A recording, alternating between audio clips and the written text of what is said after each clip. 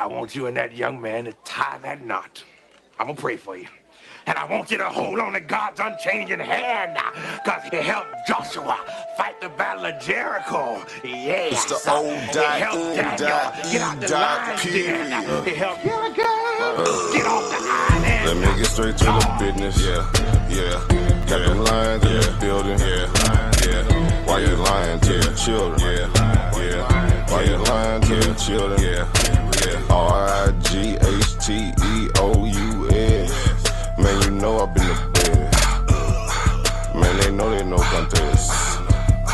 Yahuwah, he do the best. We will not see you tomorrow. Cause you cannot go to Thought. All the sons and all the daughters. Standing hard with big manotas. But my son, he made me Taurus. On that line, I'm still a Taurus. Karate kicking Chuck Norris, 4-5 on my waist. If he started, will not hesitate to get retarded. Oh Lord, he ain't got a PowerPoint, he forest. He threatening to the hills like a Philistine. Jihad hitting Hamites with the guillotine. Situation turned up with the Ratchet team. JJ 7000 to the debate league. Yeah, I know them haters gon' hate me, but he won't debate me. Pistol off safety. He respond, come wake me. If I don't get up, nigga shake me. If he don't show up, then he fake G. I touch down and make these nigga nuts hate me. Dear brother.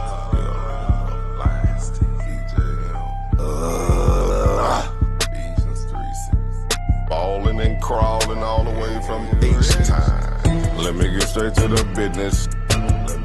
Man, them lions in the building. Why you lying to them children? Why you lying to them children? You gon' cry, you gon' get it. Me, I'm like a frog, nigga, rip it. Of course, it's in the spirit. I just got the Porsche, she can steer it. Michael got the raw, Shaq and Willie. Lamborghini doors, you better not spill it. Mama's high, say I'm more than just a villain. Mama's cry, arms open wide for her children. Suicide, immortalized as a realist, yeah. Black suicide.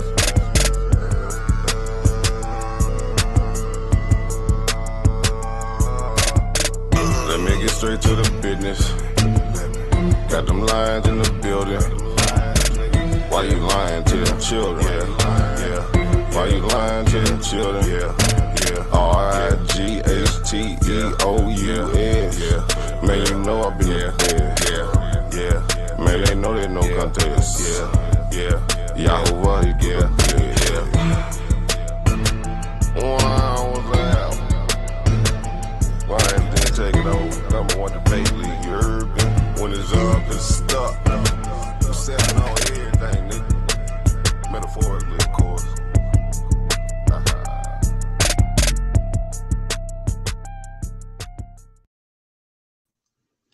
Well, all right, once again, putting it down for you and yours. This is another session of the Lion's Den, and I am one half of the dynamic duo, Brother Malachi, aka Baby Hebrew, and tentatively scheduled to join us will be the other half. He is the man who talks raw, Yeshaya. But in the meantime, between time is little old me. And as always, I give an honor to the Lord and Christ, from whom all positive thoughts flow. And I thank the CEO of operations, JJ 7000, and of course the lioness, the lady of the house, who maintains order, Karima, for allowing myself and Yeshaya to lend the weight of our statesmanship and experience, in the area of journalistic integrity and all things informational, to come here in the Lion's Den and bring it to you out there in Lion's Den land, what it is you need to know, and the importance of being intelligent, why it pays to be intelligent and informed. Now, when you roll with the Lion's Den, there was a time you was gonna get the 5 eyes, but now it's been bumped up to 6. You get 6 eyes when you come into the Lion's Den. You're gonna get integrity, because everything that we bring to you is based on honor. It's based on non-biased observation. Is based upon objective points of views, meaning that there's no one buying our opinion. There's no sponsors of any kind breathing down our necks, telling us what we can and cannot say. So you're going to get integrity. You're going to get information, inspiration, influence, independence, and insight. You already know the definition of these words. But integrity is now added on to the original 5 eyes. Now you already know that when you roll with the Lions Den, you're rolling with the pride, because we're permanently ready in destroying evil, starting with our own. And of course, last but not least, when you roll with the Lions Den, you also know that we are anti-coon. And what's a coon? That's anybody who's a complete, obvious, obedient, yes, a boss nigga. So, with all that formality out the way, let's get it started. Now, unless you've been living under a rock, you know that now turnabout is fair play, or is it? Because now Jerry Jones, owner of the Dallas Cowboys, I almost said Dulles Cowboys, the Dulles Cowboys, Dallas Cowboys. He's been an owner since 1989, all right? He's been in the news these last number of weeks. And man, oh man, the hypocrisy reigns among the media. Boy, they got the right name, the media, MEDIA, the most evil devil in America. Because it is amazing. Here it is, Jerry Jones, who's been the owner, as you know, been the owner of the Dallas Cowboys since he acquired them in 1989, is now the subject of, well, in certain people's eyes, the subject of examination, not at a picture. I believe it was since that pic that popped up when he was about 14 years of age in 1957. All right. He's with a group of other white youths, and they are protesting, and these white youths and other individuals are out there protesting about the Arkansas 9, I think it is, where they were now integrating,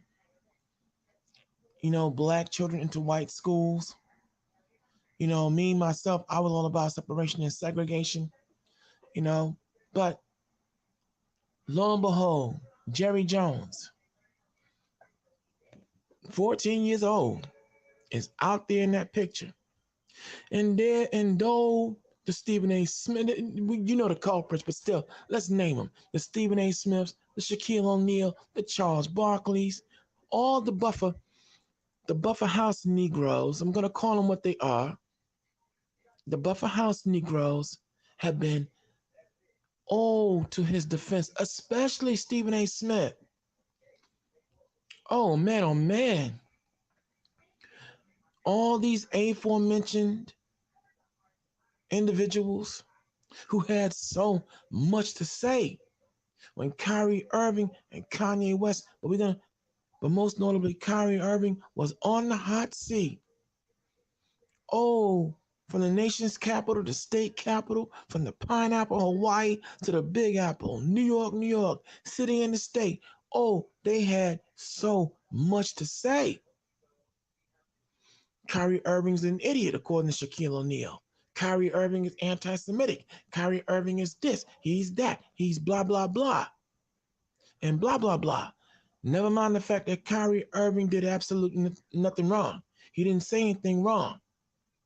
But man, Joe Tsai, the owner of the Nets.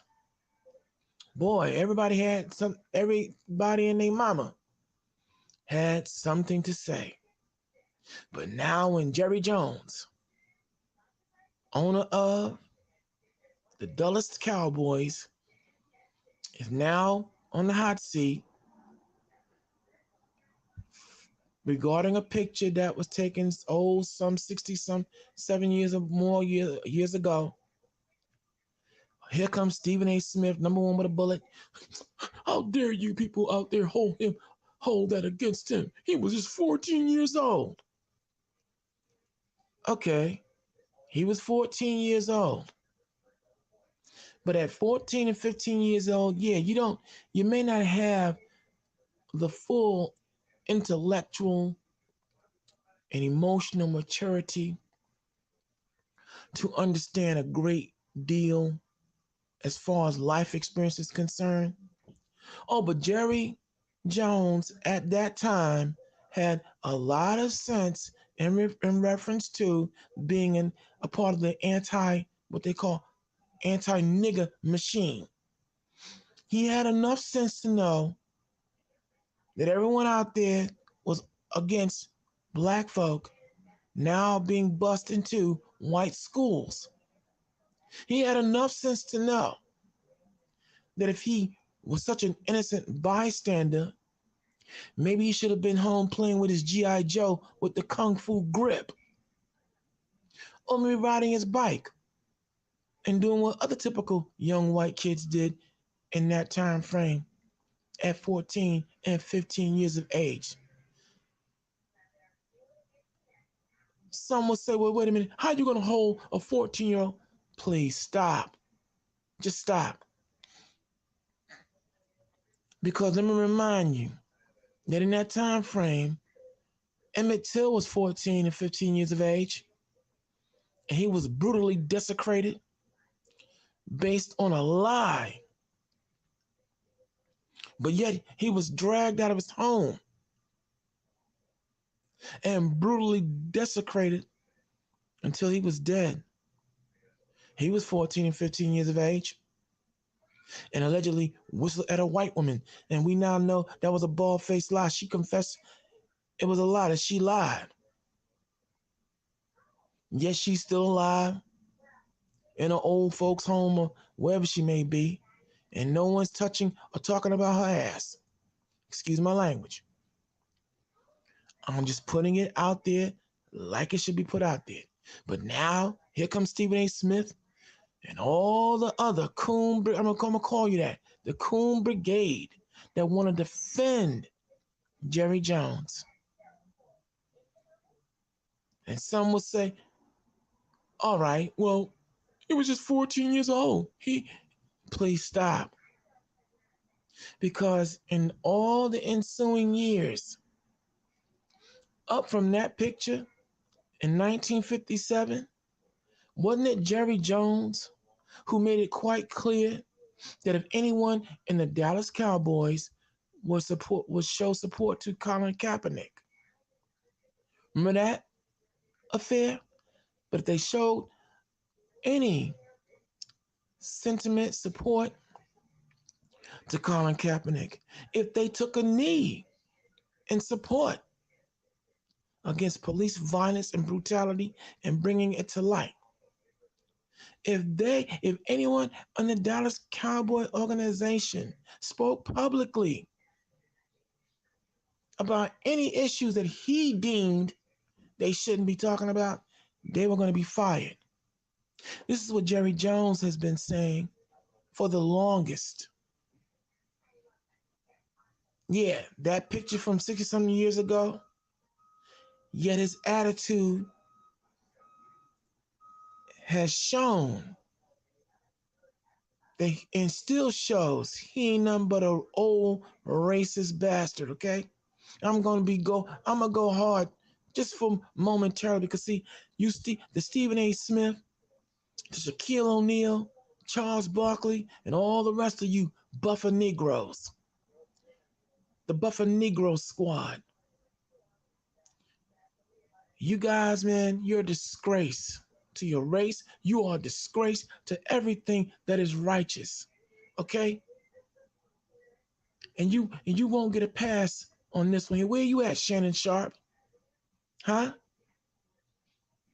All y'all had so much to say when it came to Kyrie Irving. And now I see how LeBron James is seeking redemption. And you know what I'm gonna do? We in the Lions Den, we are bipartisan. We'll work with people who know they did wrong, but and they're saying they're wrong. And if not directly, it's implied. I'll give LeBron James his due because he did challenge just recently, sir, in several press conferences he attended. He asked the media and those who were present, hey, let me ask you guys a question. Why is it that none of you are inundating myself or any other black player about Jerry Jones, about what's going on involving his now revelation of being a participant in a rally that was anti-black, anti-my people? As Kyrie Irving did say, whenever it comes down to our issues, you always turn a blind eye. You pretend you can't see. Now here I am right now. You all, everything that was Kyrie Irving, you bombarded myself and others. Why aren't you asking me how do I feel about Jerry Jones when here it is now? What Kyrie Irving said is being proven. You could have heard a pin drop. Boy, I can hear Megyn Kelly now. Oh, LeBron, shut up and dribble. How dare you ask us any questions, nigger? See, what we're going to do here is say unequivocally, America is the land of freaks and the home of the criminally depraved. America is never and never has been a democracy in its true nature of democracy, wherein the people rule. But then again, democracy is non-existent anyway. It's not a realistic system to live under. But what is America in all actuality? First and foremost, it is a republic. And behind that, America has always been an imperialist democracy. What does the word imperial mean? It means a stone cold militaristic empire where some people rule all the people all the time with an iron fist. See, we all should now understand that America is not the land of the free. It's a land of freaks and every kind of degenerate you can think of. All you have to do is turn on the news nonstop, and you can see that every night. But hey, let's look at it. The land of the free? Really? What are you free to do here in this country? Please break it down. Huh? Freedom of speech? Really?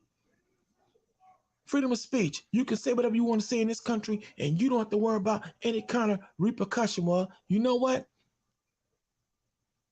I would love for someone to prove that to me. Prove it. Because see, try telling that to Malcolm X, Martin Luther King, Medgar Evers, John Kennedy, Robert Kennedy. Try telling that to Huey Newton and other murdered members of the Black Panther Party. Huh? You try telling that to Fred Hampton, Charles Hampton. You go try telling that to all other voices of dissent that met with being murdered. You go tell them, see, you tell them that you can say, you go tell them that. Huh? And let's talk about, don't even get me started on all the talk shows and all those who came before the Lions Den. Many who have been shut down now, all across the 50 states. That you can say whatever you want to say in this country and you won't meet with any kind of resistance. Huh? what, freedom of assembly? Man, please. In these last 20 years alone, we have seen what happens when you assemble and you protest and you ask for justice and you look for America to stand on its one nation under God, indivisible, with truth, liberty, and justice for all. Hell, we saw what happened with the last two presidents, George W. Bush and Barack Hussein Obama. We didn't see, oh, you don't have no freedom of speech nor freedom of assembly, especially if it goes against what they want and their agenda. Let's not forget when Barack Obama was president. Some of y'all still drinking the Barack Obama Kool-Aid. But I'm going to remind you, when you had what they call the Wall Street protests, when you had thousands upon thousands upon thousands of people across the country leveling protests against a lot of the policies that were being passed. And here, Barack Obama, who was supposed to be for the people, who was all about the people. Does anyone remember after he had a sit down with some of the big wigs here in the state of New York, you know, the CEOs of Goldman Sachs and all other investment houses and a whole host of other policymakers, that Barack Obama, on the day of, and I forget the day, but I want you all to go look it up. On the day he gave across the states, 50 states, every police and military that was available to go in and bust up the entire Wall Street protesting movement all across the 50 states. And it's funny that on the day he gave that executive order, it was the cinematic release of the Leonardo DiCaprio led J. Edgar Hoover. On the day that Barack Obama showed his true colors and shut down the wall, what they call the Wall Street protest. All right, across 17 or more states. I said 50, but it was several states that only delved into that. But still, he sent a blitzkrieg of police officers, supposed police officers, and other paramilitary to go in and shut down the entire schematic and setup of those protests. On the day of the cinematic release of J. Edgar Hoover, for those who may not know who J. Edgar Hoover is, J. Edgar Hoover was the founder of what they call the Counterintelligence Program, COINTELPRO. That's the acronym. But he was also the head of the FBI. And he also implemented COINTELPRO into the CIA, who was then being ran and held down by George Herbert Walker Bush, former president of these United States and the father of George W. Bush. Okay? Which showed Barack Obama for what he really was and still is. But my point is, when America talk about it's the land of the free, free what? Huh? Where you free at in this country? You're only free to do whatever they tell you to do in this imperialist democracy. We are clearly seeing nonstop what this society is really, really about. Because here it is now, Jerry Jones is being handled with kid gloves. All right? And don't get me started on Brett Favre. It's been absolute media media blackout. Talking about the biggest welfare scam in the history of this country. Brett Favre, to the tune of $100 million in Mississippi, where he robbed thousands upon thousands of poor, black and white, and in between, needy people of funds, and you haven't heard a peep. Again, from the nation's capital, the state capital, from the pineapple to the big apple, you ain't heard a peep. And now Jerry Jones, Stephen A. Smith, along with Shaquille O'Neal, Charles Barkley, Shannon Sharp, I'm gonna name them, the Funky Four. And I don't mean funky as in a good, I mean funky as in stink. The Funky Four ain't saying, the Flunky Four.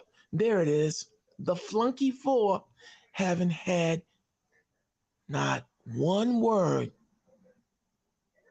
to say, negative that is, about Jerry Jones. Man, oh man, oh man, the hypocrisy reigns.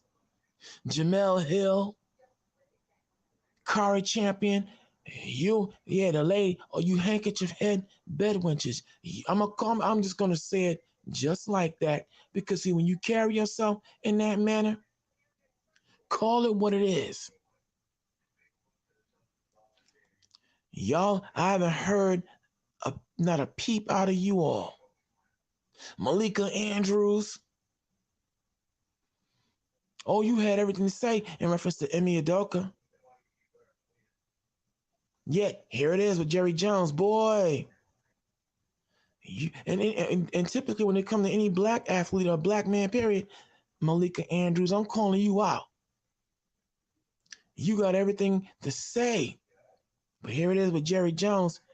You quiet as a church mouse. It is unbelievable. So see, we in the Lions Den, like I said, we're going to give you the integrity, information, inspiration, influence, independence, and insight to say what need to be said and how it should be said. See, St. John 8:32, you should know the truth, and the truth shall set you free. See, we all about the truth here. The Most High has his hand in my back. And through Christ, who gave me a second chance at life, to be reunited under our God, the one true God of the nation of Israel. That's who we are, the Israelites, the real Jews that the Bible speaks of. Now, some of you may not be Bible adherents. That's fine. That's your choice. But we here in the Lions Den, we give you our motivation and why we do what we do here. Romans 9 verse 1, I say the truth in Christ and I lie not. My conscience bears me witness. See, what we're about here is the truth, the unbridled, unbiased, straight with no chaser truth, y'all. Because it don't make no sense that in 2022, in this technological wonder that we live in, that you still have the Yesabos coon still walking around. And I'm not joking. I'm not playing. This is no laughing matter. These guys are dangerous. They are absolutely dangerous. And I have to say this here.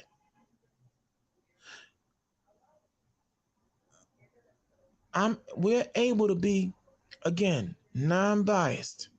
And we'll call it like it's supposed to be called. And my God in heaven, when I'm agreeing with Candace Owens, When I find myself agreeing with Candace, when I find myself hearing Candace Owens going hard in the paint, defending what's right, defending Kyrie, defending Kanye, defending the whole hypocrisy and calling the media out. Man, oh man, oh man. I guess if there is a hell below, it is freezing over. But even she is calling it out. And meanwhile, Shaq and all the rest don't have nothing to say. And I'm gonna give LeBron James his due. He decided to just jump on out there, and he put the media on full blast. And boy, NBC, ABC, CNN, CBS, and all the other media alphabet are making Jerry Jones out to be a lovable old fuzzball. No, he's not. He's not. All right? He's right up there with Marge Schott. If you don't know who Marge Schott is, she used to be the former executive and CEO of operations for the Cincinnati Reds. Remember her? Remember her? You all, if you don't remember Marge Schott, you know, she was banned several times because she made all kinds of disparaging remarks about blacks, Mexicans, and anybody else that she, didn't consider, a circle of good old white folk. Yeah, that's right. Jerry Jones is right up there with Donald Sterling,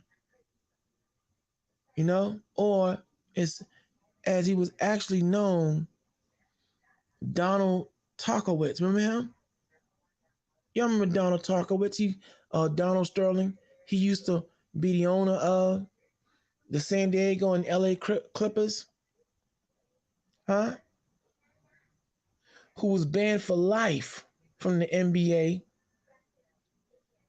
ironically by Adam Silver, and he had to pay a $2.5 million fine because he said all kinds of racist and bigoted, comments and everything else. See, this is who Jerry Jones rubs elbows with, or they're now dead, but you know what I mean. But though Marge Schott and Donald Sterling were banned and what have you, Donald Sterling still held ownership of the Clippers by way of his wife until his death in 2014. They finally had sold the team. They didn't take the team from him. They didn't take the Cincinnati Reds from Marge Schott. See, Jerry Jones is right up there with Jerry Lee Lewis and Elvis Presley. Remember them? Boy, we talk about, man, they all about surviving R. Kelly. But I wonder how come the media ain't never pushed surviving Jerry Lee Lewis. Great Balls of Fire.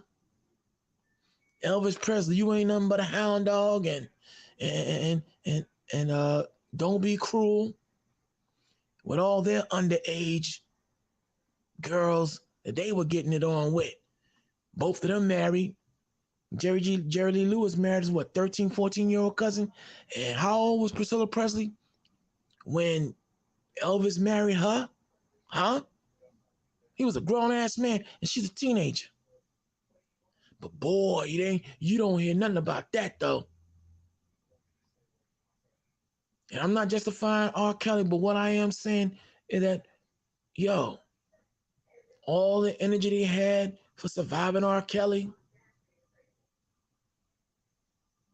and wait, the only reason that R. Kelly even was brought up on the carpet was when he was trying to acquire a media company. Boy, I just noticed It's amazing. This is why you got to be very careful how you get down and how you interact and what you do out here. How about Hugh Hefner? See, this is a Jerry Jones rock in those circles. Yeah, they were all racist schmucks and did all kinds of lecherous things. Because I mean, to this day, nobody ever talk about Hugh Hefner having what, then 10 or 11-year-old Brooke Shields on the cover of freaking Playboy naked. Remember that? Well, some of y'all that go back that far, but I do. I remember. But it's amazing the difference in the energy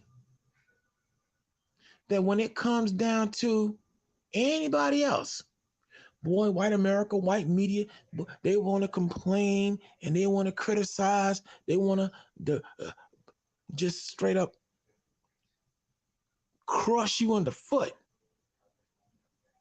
Make you the whipping boy and whipping girl if you do something wrong or what they consider wrong. Huh? Man, oh man, oh man. They got everything to say. But then when you flip the script and Kevin Spacey, huh? Along with so many other white celebrities who came under question and came under fire with all kinds of different things that was going on. Boy, they get mad. They get angry. Because they can dish it, but they can't take it. And so this is what we do here in the Lions Den. We bring it to you raw. We don't leave no stone unturned, and we ain't gonna let nobody go. Okay?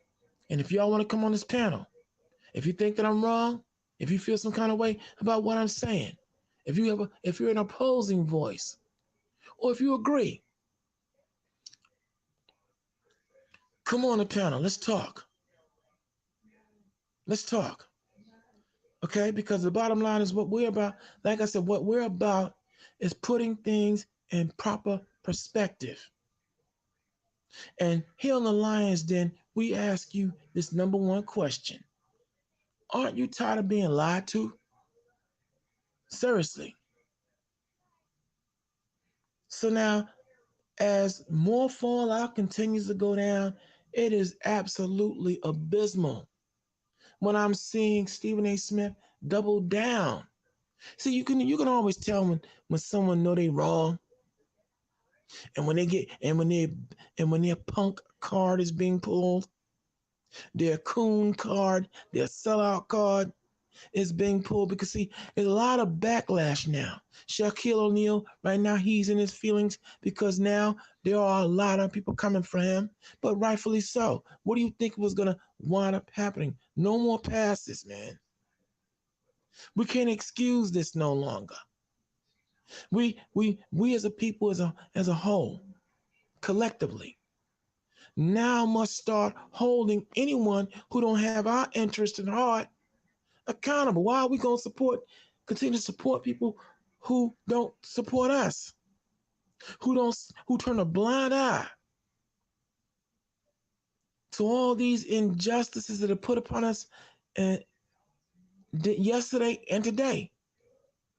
Oh, now here come what about black on black? Shut up with that, please. There is no black on black violence. I'm waiting on someone to come with that crap. See, let me break it down for you out there. What? Are you kidding me? Do you watch the news? Yes, I do. And that's why the Lions Den is in full effect to counteract all these lies you're taught and shown in the media. MEDIA, the most evil devil in America. See, black on black crime does not exist. There's no such thing. Black on black, the term black on black was a made-up term almost 30 or more years ago by Rupert Murdoch and all the Fox News pundits, some who are dead and gone, like Rush Limbaugh, to make you think, to catapult and make you think, because I want you to think about this for a second. With the media spin, they want you to think, and they have people out here actually thinking that black people, I'll use all our current terms, black, African American, that we are the only people in the entire world that are shooting and killing and murdering each other like it's going out of style. See, the media spin machine, as the late great Malcolm X said, the media will have you loving the criminal and hating the victim. Stephen A. Smith loves Jerry Jones. Shaquille O'Neal loves Jerry Jones. Charles Barkley loves Jerry Jones. Jemele Hill, Malika Andrews, Kari Champion, they love Jerry Jones, along with so many others. But getting back on this black on black thing, in previous broadcasts, I gave you all an assignment, and that assignment, I'm going to give it to you tonight, to prove once and for all this black on black thing is a made-up term. If you go and check out the United States Bureau of Crime and Statistics, under the compilation of race-to-race violence, what you're going to find is that the overall majority of crime is always found to be race-to-race. What am I saying? Well, if you go check out white people, white-on-white crime, you know, all the school bombings, school shootings and mass shootings that go on in America. How about the last 226 mass shootings that have transpired here in America? White on white violence, but you don't hear that though. Movie theaters, white on white violence, but you don't hear that though. They don't spin it that way. Huh?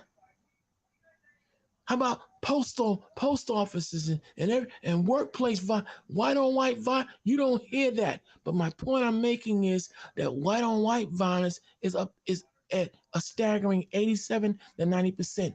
Okay, Asian on Asian violence and so on and every other race. East Indian on East Indian violence. Don't even get me started on how, when East Indian men, when their women reject them, they throw acid in their face. Don't even get me started on that. Oh, but what is he saying? I'm saying it because we continue to let all this bull crapola be taught about our people. And you have among our people those who know better. Now, there's some of you who, again, you're young, but all my older folk in here, right along, I embrace my eldership. I'm embracing it. And I'm only going to be here for so long. I'm now embracing my mortality. But I'm going to take you back. There was a newscaster his name was Max Robinson, one of many black journalists. And when he was asked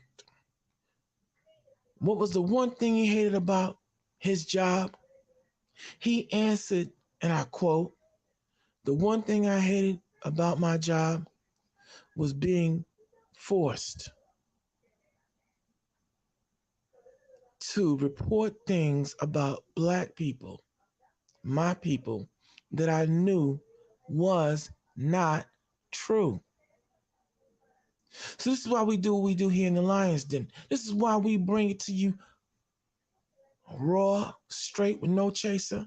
And we don't care who gets mad. See, because what I'm not going to sit up here and do, what JJ 7000 crewman, what we're not going to do is let anybody lie on us any longer.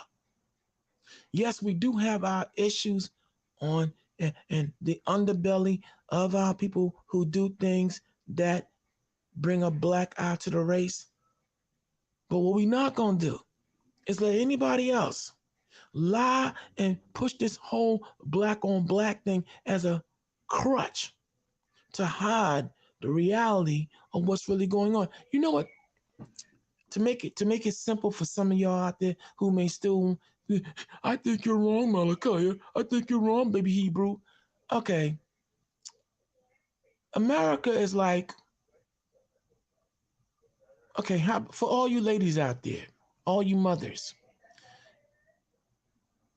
do you know that particular woman who in your friend circle, she always sees what everybody else's kids are doing, but can't see how bad her children are? Yeah, this is what America does. And all America, along with the Chinese, the Japanese, and every other race out here, they're the women that point the finger at baby kids. But meanwhile, they don't see the Manson family, the Goodfella family, the Scarmalucci family, and their white zone. Then when it comes to the Asian, no, you don't see the flying ghost shadows, the Poison Clan, the 5 deadly venoms, and back among your children and what they do, huh? As far as the East Indians are concerned, you don't see the Curry Gang. No, I'm just gonna say it just like that, huh? Because no one has a problem pushing all this garbage right now, even right now with this whole stop Asian hate bull crap, man. I'm gonna call that, because see, you notice that everybody got an anti-black sentiment going on. Boy, it's amazing how all of a sudden, right? Just from 1 year ago to now, let the world tell you, here the Asians will tell you that black people are attacking Asians. Man, miss me with that, man. Because where was the Asians, okay, a minute ago with all the attacks on black women and black people in all their restaurants, their nail salons, and all throughout the 50 states, huh? But now you have the media narrative tell you that blacks are now attacking Asians. Man, miss me with that. To Juju Chang, to Arthur Chen, and all you other ABC news pundits, boy, y'all seem to have serious amnesia when now the FBI is now coming out that many of the anti-Asian attacks here in America are being committed by neo-Nazis. That's white people, white boys. But man, oh man, oh man, Juju Chen of ABC, I'm calling naming names. Arthur Chen, you know, yeah, you know who you are. Y'all don't have nothing to say when all that's coming out. Where was all this stop Asian hate a few years ago when you had all these Asians up here getting caught in these nail salons using Windex and antifreeze in the beauty products and stuff, huh? How about that? How about when all these products come, these foods and stuff coming from China, made in China, coming in the black neighborhoods, was found to have antifreeze and all kinds of other unhealthy ingredients. Boy, but it's amazing how the media spin and narrative works, man. And this is why you need the Lions Den. This is why you need Baby Hebrew to be on his job. This is why you need JJ7000 to be on his job, Karima to be on her job, Yeshaya and all Apostles of Quan and all those who lend the weight of their statesmen and stateswomanship to be on their job so we can bring it to you raw. This is why there are certain forces out here now that work feverishly, diabolically, to block anybody, black especially, to get a media company.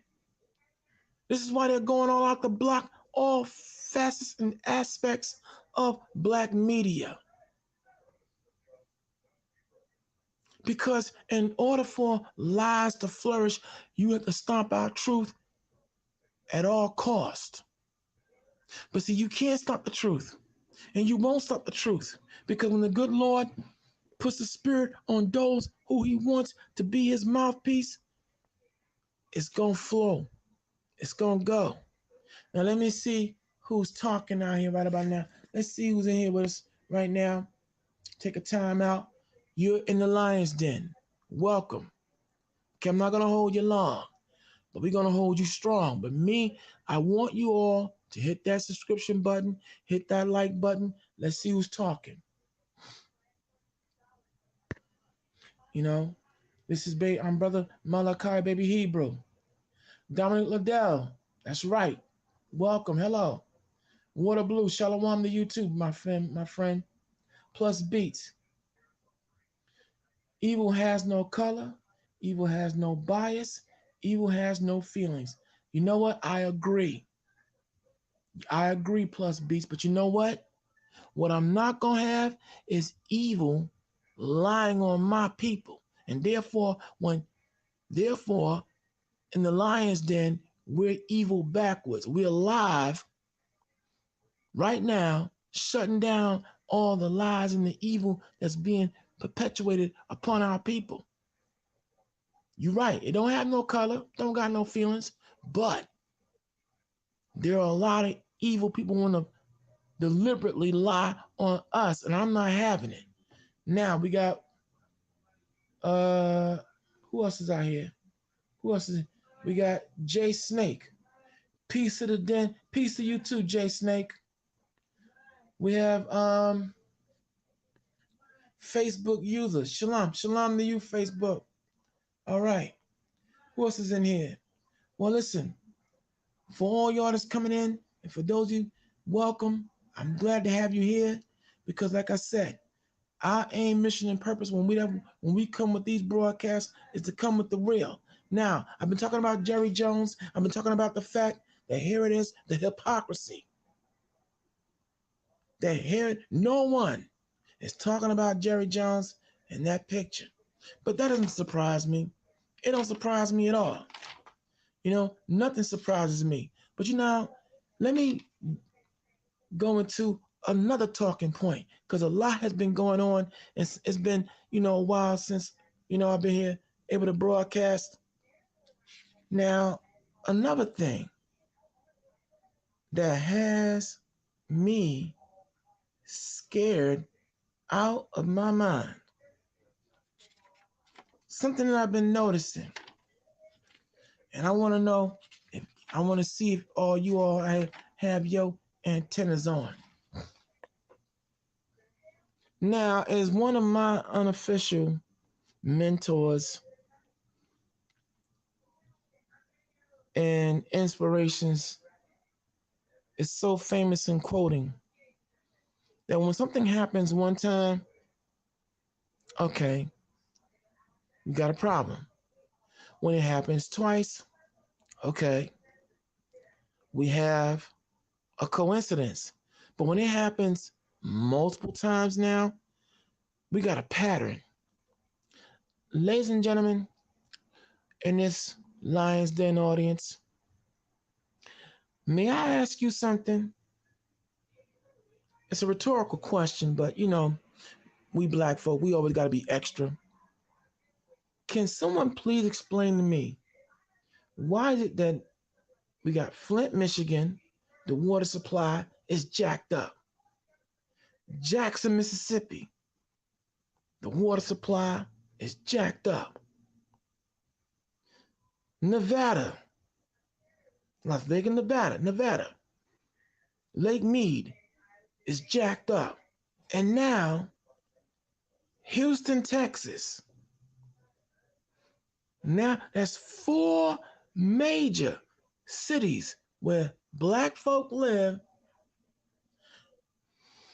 Now, Houston, Texas, 4 major cities where black folk live, and now the water supply is all jacked up. Come on, y'all. Start thinking for a second.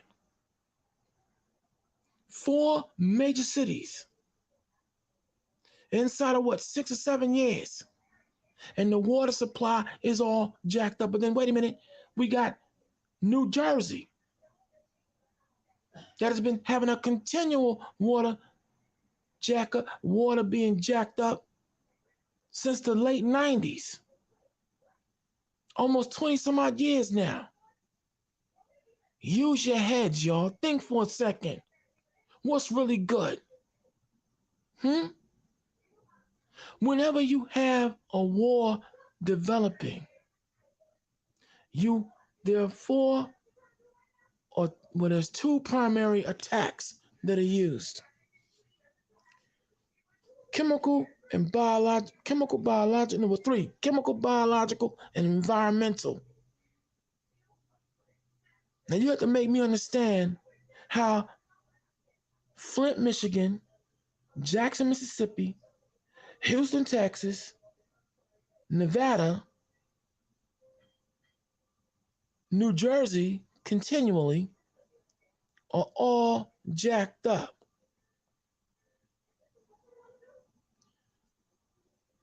Do you see what's happening, brothers and sisters? Do you see the pattern? Oh, there you go with the conspiracy theory. No, it's not a theory, a conspiracy. Because see, when something happens once, like I said, it's a problem that we got to work on.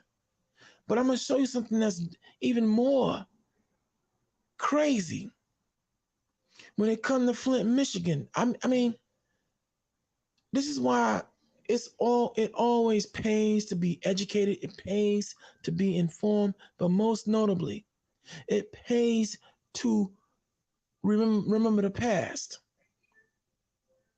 Because sometimes there are certain things that are being said in the past that is going to dictate the future. I think it's called predictive programming.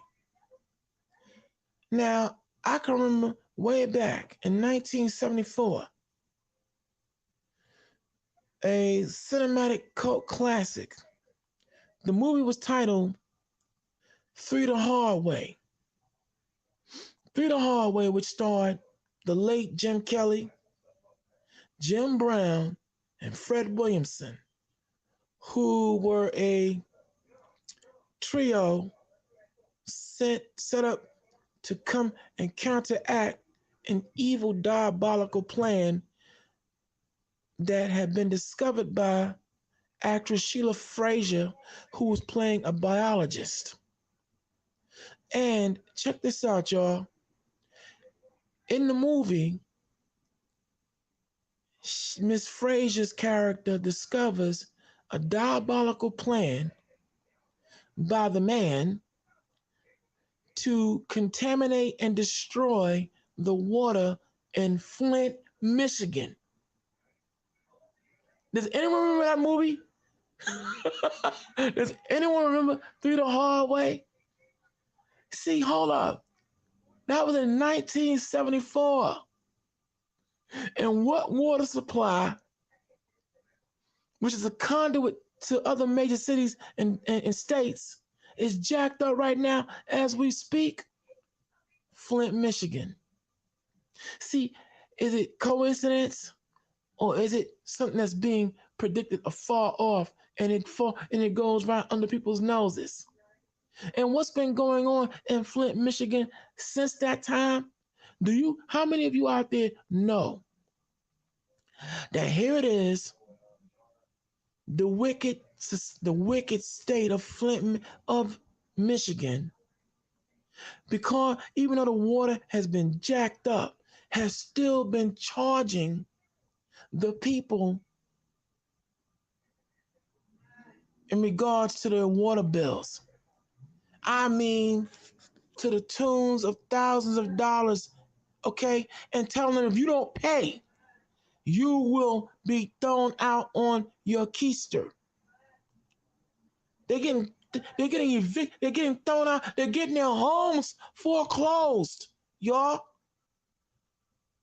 That's the fallout that's happening right about now. It is unfreaking believable. That here it is. Not only is the water jacked up, they still were charging the people for the water, and now putting them out their homes. I don't mean to get worked up, but I got to call. Have y'all been checking it out? The same thing. There's also something going on sinister in Jackson, Mississippi, y'all.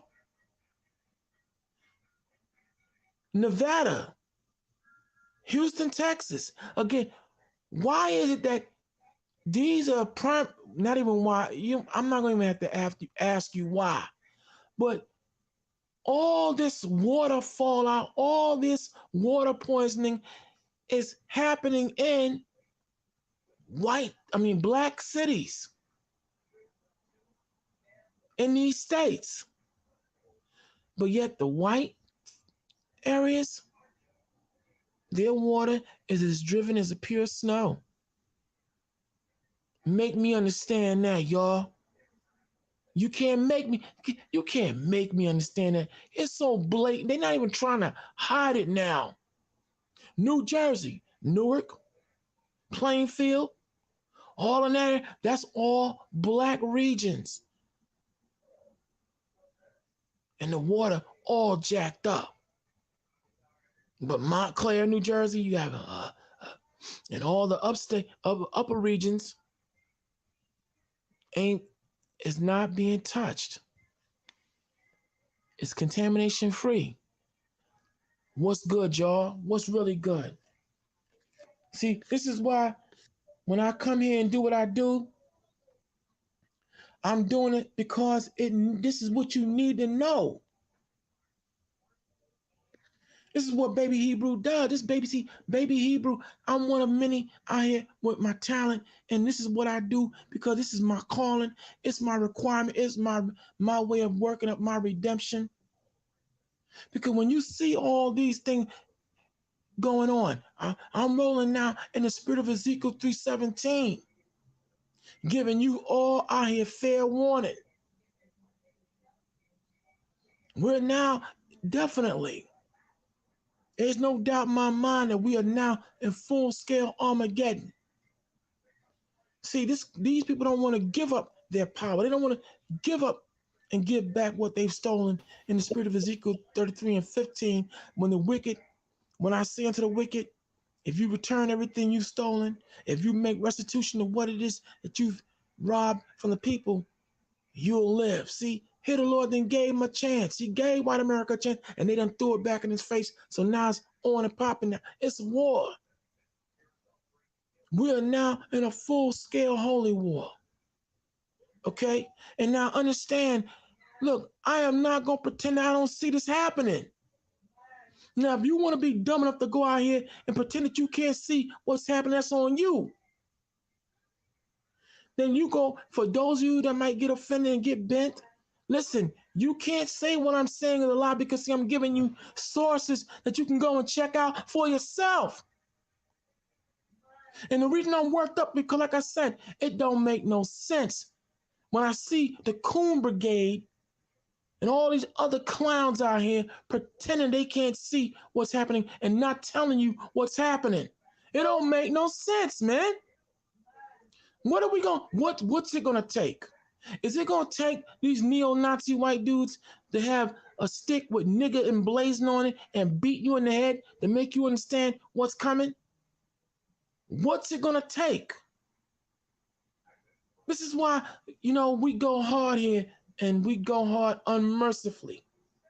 Because I'm not gonna show no one who has nothing but evil intent towards my people, okay, ill will. I'm not gonna sit by and let it go down, and I'm not gonna say nothing about it. I stand unapologetically as a child of the Lord, and I have my issues like anybody else. But when the Spirit of the Lord is upon me, like all the great men that came before me, Christ, the greatest black man to walk this earth unapologetically, his name was Christ, or Yahweh Yahshua, okay? The Son of the living power. I come in the spirit of him. I come in the spirit of Abraham, Isaac, Jacob. I come in the spirit of Deborah. I come in the spirit of Judith and all the other powerful women of yesterday. Harriet Tubman, Sojourner Truth, Malcolm X, Marcus Garvey, and so on and so forth. And I don't care who don't like it. And this is why black media we gotta band together and stand together, because they know we are all we have now. And like I said, I want you all to get out here and check it out for yourself. Iron Manna. Welcome, my beautiful sister. Welcome. Welcome, welcome, welcome. Okay, we have someone on the panel. Let's see who's coming in. Let's see who wants to talk. Who am I looking at? Who has something to say? Welcome. Hey, peace. What's going on, baby Hebrew and Karima? How y'all doing? I'm all right, Dominic. How are you doing tonight? How you doing? Doing good. Just chiming in, listening to what you're saying. I agree with a lot of what you're saying.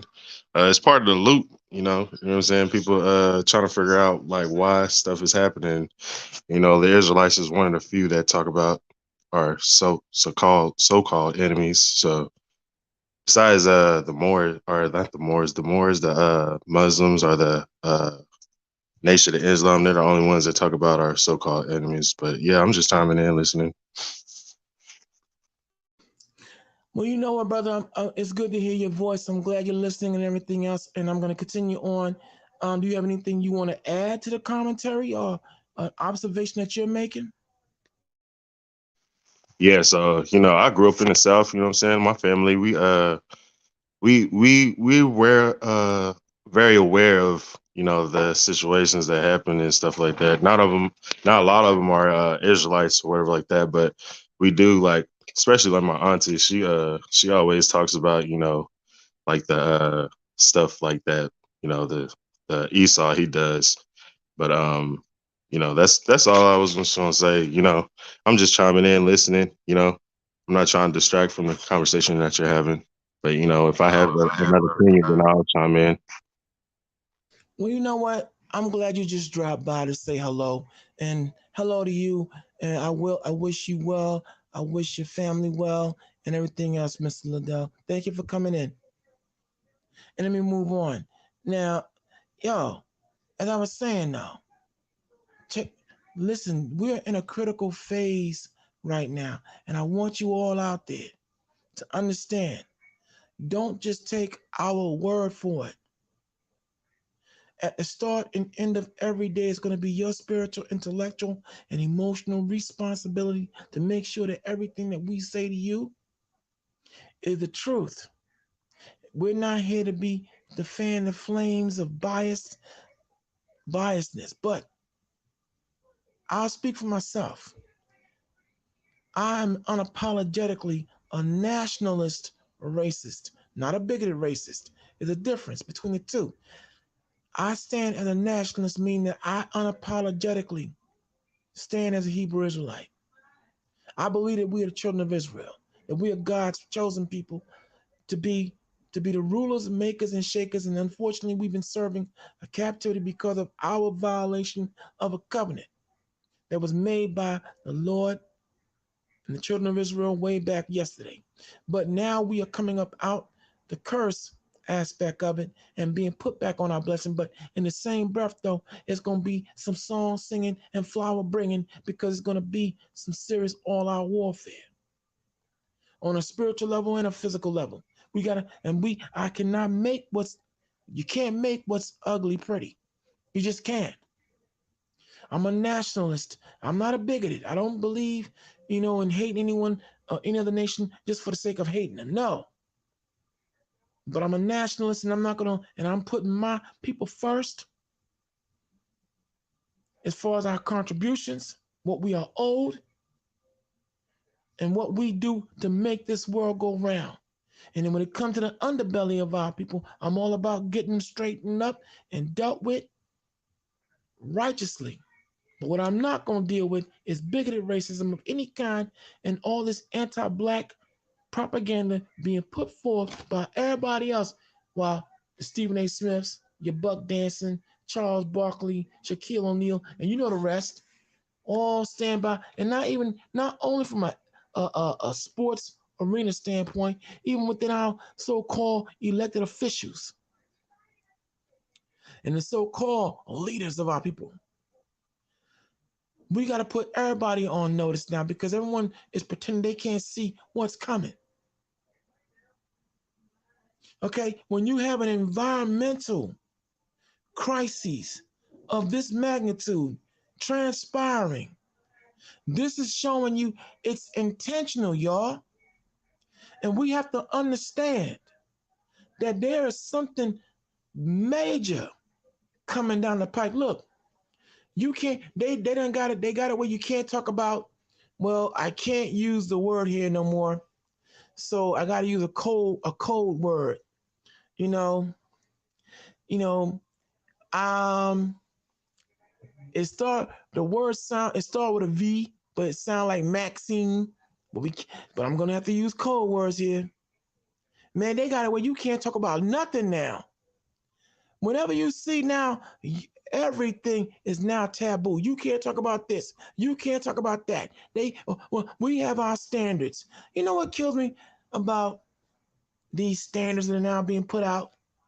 Now, when I don't know about any of you, but I do my searching in social media. I do my channel surfing and everything else. You notice that any video that out here that's dealing with foolishness, debauchery, booty shaking, people saying some outrageous and outlandish things in lyrical and songs and rap songs. Boy, there's no community standard. I'm seeing some things that are borderline kiddie porn. There's nothing ever said. But man, the truth, man, it is an all-out warfare on destroying the truth and anyone who speaks it. Okay? This shows you where we're at, what America is, and why it's important for you to get up off your behinds, like we always say, and start checking things out. Now,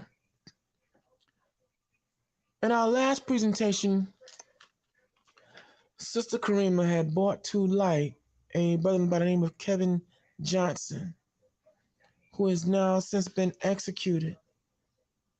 Last I looked, he didn't get a stay of execution, and he's now dead and gone. But Karima, I may have to go back out and come back in, but I can't do because I don't have nobody holding me down. But I had sent you a video. See if you can find in your archive. I sent it some time ago.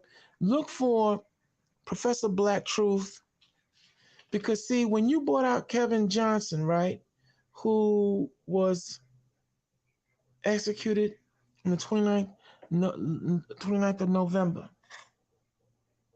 All right. You inspired me to go, Karima, you inspired me to go and look into a case that's been going on now for the last year, but you haven't heard about it in the media. It's amazing how the media operates, like I said. Now, Karima, I want you to look up, if you can find in your archive, Professor Black Truth, and he's talking about Caden Smith. Now, some of y'all you don't know anything about this case, but there's a case that's been going on in Indianapolis, Indiana, y'all, for a whole year now. This involves a dude named Caden Smith.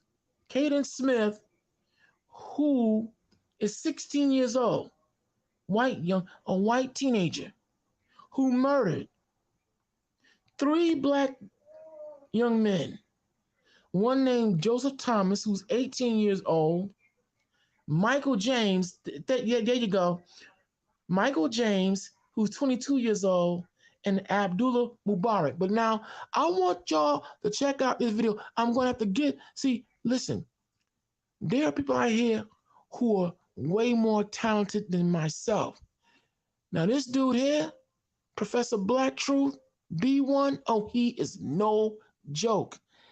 I find that he been following this case too, and his information and his going into it is more better than my own. But now, when you have black kids do things, when our young people do things, and I'm not justifying crime, boy, the media rakes your behind over the coals. But I want y'all to listen to this case here regarding Caden Smith that's going on right now. This is Professor Black Truth. He's no joke. And we here in the Lions Den, when the Lord sends other voices and to go out here and vibe and click and politic with, you gotta elevate them. This dude is no joke, and one of my unofficial mentors. Now I want y'all to listen to this case real carefully and try not to blow a gasket as you listen. Karima, take it away.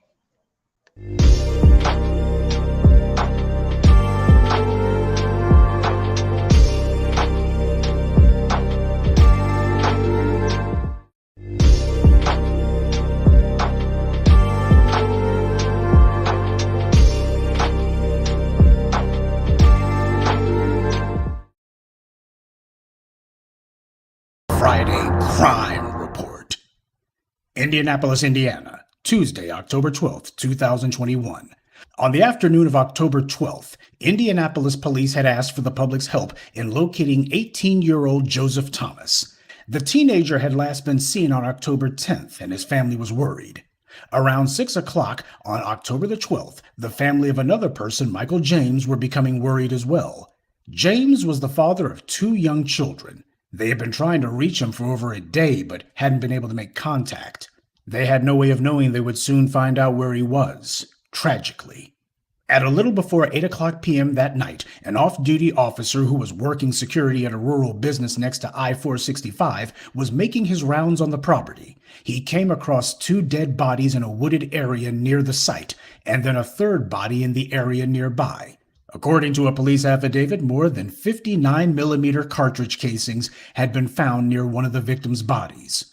Police had been called and identified the 3 victims as Michael James, age 22, Abdullah Mubarak, age 17, and the third victim was Joseph Thomas. All 3 of the victims had died from gunshot wounds. Police located the mobile devices belonging to the victims. James had an iPad, and on it, police found that he had been having a conversation with a then-unknown profile. This unknown user had been asking James to meet them and said that they should take a path to the field because a highway blocks the shots. Police eventually determined that this person was a 16-year-old who had been making contact with all 3 of the victims prior to the murders. His name is Caden Smith. Police obtained a search warrant and surveilled a relative's home that Smith was staying at. The home was right across the interstate from the murder scene. Police positioned themselves outside the home, and they made announcements for 10 minutes for Caden Smith to come out, but they got no reply. A standoff ensued. SWAT was called in. They used flashbang devices and shot out the bedroom window with a non-lethal device. They then sent a UAV into the home. The UAV followed Caden Smith through the residence, with the police trying to get the killer to surrender peacefully. Caden Smith exited the house briefly, and police instructed him to walk towards them, but Smith refused to comply with the officer's commands, and he even tried to go back into the house. Police used a super sock round on him. They tried to tase him, but that had no effect. Nonetheless, he was still arrested. During the search of the house, police found 2 guns on Smith's bed. Forensics would establish that one of the firearms was the weapon used in the triple murders. In addition to that, they found an assault rifle modifier, a plastic bag with unfired bullets, a bulletproof vest, more than 103 grams of methamphetamine, nearly 74 grams of marijuana, and several pills. In addition to that, police also found several cell phones, with internet searches such as, "Does freezing a gun remove DNA?" "Homicide lawyer costs?" "How long does it take police to get phone logs?" and "How many deaths is considered a mass murder?" One of the phones the police found in Smith's bedroom showed more than 10 calls between himself and Joseph Thomas's phone just days before the murder. In another cell phone, police forensic analysts found online searches inquiring about Joseph Thomas's missing status. Smith would be arrested on a slew of charges, including 3 counts of felony murder, 3 counts of felony robbery, felony possession of methamphetamine, resisting law enforcement, and possession of marijuana. Police announced that he would be tried as an adult. And I'm sure that you noticed in his mugshot that Caden Smith's trying to put on his best, look at me, I'm an innocent little scooter from the suburbs look. This is what people like him picked up from the Karens and the Beckys whenever they get their butts in a crack. Try to put on your best, look at me, I'm an innocent member of the dominant society face. On a side note, you'll notice the lengths that the police went to avoid harming a triple murder suspect. Interesting how their training consistently makes it where they can arrest armed white suspects while consistently killing black unarmed citizens. But I'm sure that's just a coincidence. Anyway, the cops had all the goods on this guy. This was as good a slam dunk open and shut case as you could ask for. 3 murders, the killer caught, police find the murder weapon, and tons of messages directly linking him to all the victims. But of course, the killer has genetic immunity from law. Last month, Caden Smith's trial was supposed to begin, but the judge, Jennifer P. Harrison, suddenly decided to throw out the search warrant. She claimed that the search warrant was improper, even though another judge had signed off on it. The excuse she was using was that Smith's lawyer claimed the police couldn't have known that the murder weapon was in Smith's bedroom. I guess for Judge Harrison, it doesn't make sense that if someone is staying at another person's home, that they might keep their belongings in the room that they sleep in. The judge also announced that she was going to suppress the murder weapon, which is the key evidence linking Caden Smith to the murders. The Marion County DA's office has filed an appeal, and they've obtained a stay on the case until the appeal is heard. In the meanwhile, Judge Harrison ordered that the killer be released from custody, and that all he has to do is wear an ankle monitor pending trial, and he has no restrictions other than he can't leave the state. Now, this judge clearly didn't make this decision based on the law or how clearly dangerous this animal is or the facts of the case. She made her decision based on something else, her own personal prejudices and biases. She did everything she could to throw out the entire case because she personally did not want a prosecution to go forward.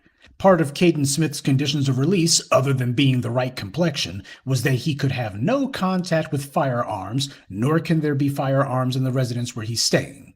Well, that was last month, and just to show how stupid this judge was, just last week, the day before Thanksgiving no less, Caden Smith was arrested. Again. Caden Smith was celebrating his 18th birthday at a friend's house. The reason for this second arrest is that investigators had found Smith's Snapchat account. Tonight we're getting our first look at the Snapchat post that landed a murder suspect back in jail. On the day Caden Smith turned 18, police obtained a search warrant for a house he was hanging out at. According to new court documents, police found guns, drugs, and ammunition. In the arresting documents, a detective wrote that Smith was ordered to, quote, have no firearms, deadly weapons, or ammunition in his possession. But during a search warrant last week, police claim they found multiple guns, one which was reported stolen. Detectives also claim they found Smith's Snapchat account. After obtaining a search warrant, detectives say they found several photos and messages involving guns and drugs, including these photos from a Snapchat video police say was taken just a day after Smith was released. Detectives also obtained this photo from early November of what police say appears to be Smith holding a handgun and a GPS monitor around his ankle. Did you get all that? This guy resumed breaking the law the moment he got home from court. He didn't even wait a full day before he went right back to committing crimes. Police found this guy still got guns around him, one of them stolen. He's found with a ton of contraband, and he's taken video and photos of himself smoking weed, holding guns, and posting this on the internet as he prepares to return to his life of selling drugs. This is who the corrupt Judge Jennifer Harrison saw fit to put back out on the streets. This is the person who she claims rights were violated. His rights were violated. Yeah, because certainly this guy's not a criminal. Smith's now been charged with dealing marijuana, visiting a common nuisance, invasion of privacy, and violating his pretrial release conditions. We got a regular white boy Rick here. And why not? He sees that there's a corrupt judge who was willing to totally ignore the law so she could engineer an excuse to release him. He knows that racial privilege is in full effect in Jennifer Harrison's kangaroo court, so why not take advantage? A judge has ruled that this accused killer be held without bond, for now, but this only applies to his violating his release conditions, because he's scheduled to be released again on December 9th, unless prosecutors can convince the judge that he'll break the terms of his release a second time. That's right. This accused triple killer is going to be released again next week. When you got genetic immunity from law, you get unlimited chances to commit crimes. So you see, it's not just Kyle Rittenhouse who the courts will ignore the law to protect from punishment. Here you have yet another teenager who shoots 3 people. But the difference here is that this creep killed all 3 of his victims. Judges like Jennifer Harrison are on code when it comes to racial immunity from law. She understands her purpose in the courtroom is not to interpret the law, but to maintain a racial double standard. She's not there to protect constitutional rights. She's there to protect genetic immunity from law. Certain offenders must be allowed bail no matter their crimes. Certain offenders can't be hit with heavy charges. She can't allow that. Well, unless they harm someone from the dominant society, and even then there's no guarantee. So when Judge Harrison saw this killer in her court being charged with triple murder, the only thing she saw was someone with the right skin color being accused of killing 3 black people, and she decided right then and there she wouldn't allow it. Laws be damned. There's a 2-tier judicial system in America, and people like Jennifer Harrison are upholding that racial double standard. It's not being done by accident, it's being done deliberately. Had Caden Smith been black and his victims white, does anyone seriously believe that this judge or any judge would have released him under any circumstances? Does anyone seriously believe that if Smith had been black, all he would have had to do is claim that the police couldn't have known that the gun was in his bedroom, and the judge would say, all right, I'm suppressing the gun, I'm suppressing everything. And this judge's flagrant corruption is only part of what this case teaches us, because this crime also demonstrates something else. We have a lot of mysterious killings of black people in America that go completely unsolved. You hear about them almost on a daily basis. The police and the white media push the phony narrative that these are all black-on-black crimes, even though they don't have a suspect. They don't know who's committing them, but they claim, well, that's who's doing it. They never racially pathologize other groups. JonBenet Ramsey was certainly murdered by another white person, as was Natalee Holloway, but no one in the white media has ever called that white-on-white crime. This anti-black racial narrative is meant to give cover to the real killers. Back in June, I told you about another triple murder. This one took place in the Detroit area. One of the victims was a 6-year-old named Tyrese Moore. The white media fanned the flames of black-on-black crime. And, in the absence of any other evidence or information, the black community in that area blamed themselves. And they said the white media is right. Black people are just slaughtering each other for no reason, etc., etc. And then the real murderer was arrested and charged. He wasn't black, but the white media was completely and thoroughly unconcerned with that. See, there's all these unsolved murders of black people that happen in places like Chicago, Detroit, Indianapolis. These Midwestern states are places where we see a high number of these mysterious killings where the police claim they never could find a suspect. But the white media pushes the insinuation that, well, whomever did it must have been black because, well, reasons. And we in the black media have told you that you better start pushing back against that narrative, because in the cases where we do find out who's committing these mysterious shootings, we're seeing that the perpetrators aren't black at all. Obviously, we're going to be keeping tabs on this case to see how things shake out, but this particular crime is instructive on a variety of levels. The main lesson to be taken away from this crime is that letting the white media focus you on the wrong killers allows the right killers to walk scot-free. Well, that and corrupt judges who ignore the law. And that's this week's Friday Crime Report. Keep your eye. And there you have it, brothers and sisters. Do you see why you need the Lion's Den?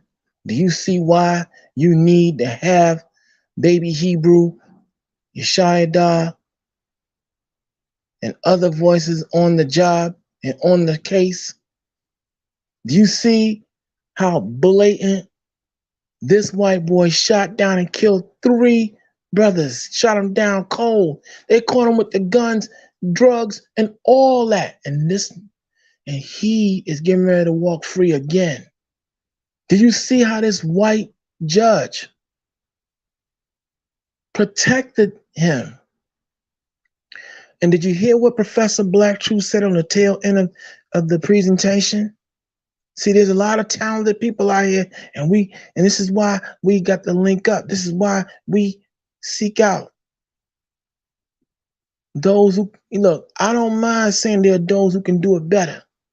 They got more resources. They have more things at their 10 fingertips. So this is why I bought this I want y'all to see Kevin Johnson. No, he got dragged for killing that cop, that white cop. Never mind all the circumstances as to why he was enraged and put that cop to sleep. Never mind all that. He got dealt with immediately, or in time, that is. But this white boy killed them, gun still smoking, or the oil still fresh on the gun. Pounds upon pounds of drugs. And she let him go. His rights were violated. But see, you know something? Professor Black Truth raised an interesting point. Now, I had meant to write this information down because sometimes I try to commit some things to my memory, but it's not as sharp as it used to be. I like, and I pride myself on doing these shows extemporaneously, where you speak without any coordinated or written speech. But sometimes it's important to write certain things down because you just can't remember everything on the fly. But you know something? Listen, this Caden Smith case, right, falls right in line with what happened out here in Kansas City, Missouri. Remember when I brought to your attention out there in Lions Den land about Timothy Haslett, a white boy who had been killing black women? Remember I brought that out to y'all? How the clergy and other concerned people were saying, listen, there's someone out here murdering our women, murdering black women. About 4 or 5 of them were missing. And come to find out, they found their remains in this demon's basement, Timothy Haslett, a white supremacist. And here it is, when at first the Missouri police department ignored them. You had the media ignore them. Even the FBI in the state of Missouri ignored them. But when this case broke, because you had Bishop Tony Caldwell. Remember I told you about Bishop Tony Caldwell. If you go on YouTube and type in the name Bishop Tony Caldwell, you'll see all the information pertaining to that. But Professor Black Truth is right. There are a number of killings that have been going on out here over the years, and they're unsolved, and presumably they've been black on black. We take Chicago, for instance, right? But here's what I want y'all to do in your time. I want y'all to type in black prosthetic mask. I want y'all to type in that. What should open up, if the videos have not been removed, you're going to see some white men putting on black mask, black absolutely lifelike mask, hands, everything. I mean, flawlessly lifelike. I want y'all to think about this for a second. All these killings that have been transpiring in Chicago, really the work of black on black violence? How come in highly populated areas, cameras all around, from 2010, these last 12 years until now, upwards of about 300 to 400 killings, presumably black on black, in Chicago, and many of them remain to this day unsolved. Give it careful consideration. Cameras working, or in some instances, conveniently not working. and other troubled areas. All right, there have been cases now, and unfortunately, I'm live right now. I can't go anywhere, but I'm gonna give you a case. I want you to look this case up. A white man in a black mask who robbed 35 banks. Just type it in like that. It's gonna come up. Let me just get to the point. He robbed 35 banks wearing a prosthetic black mask, lifelike, with the hands all that come up to the forearm.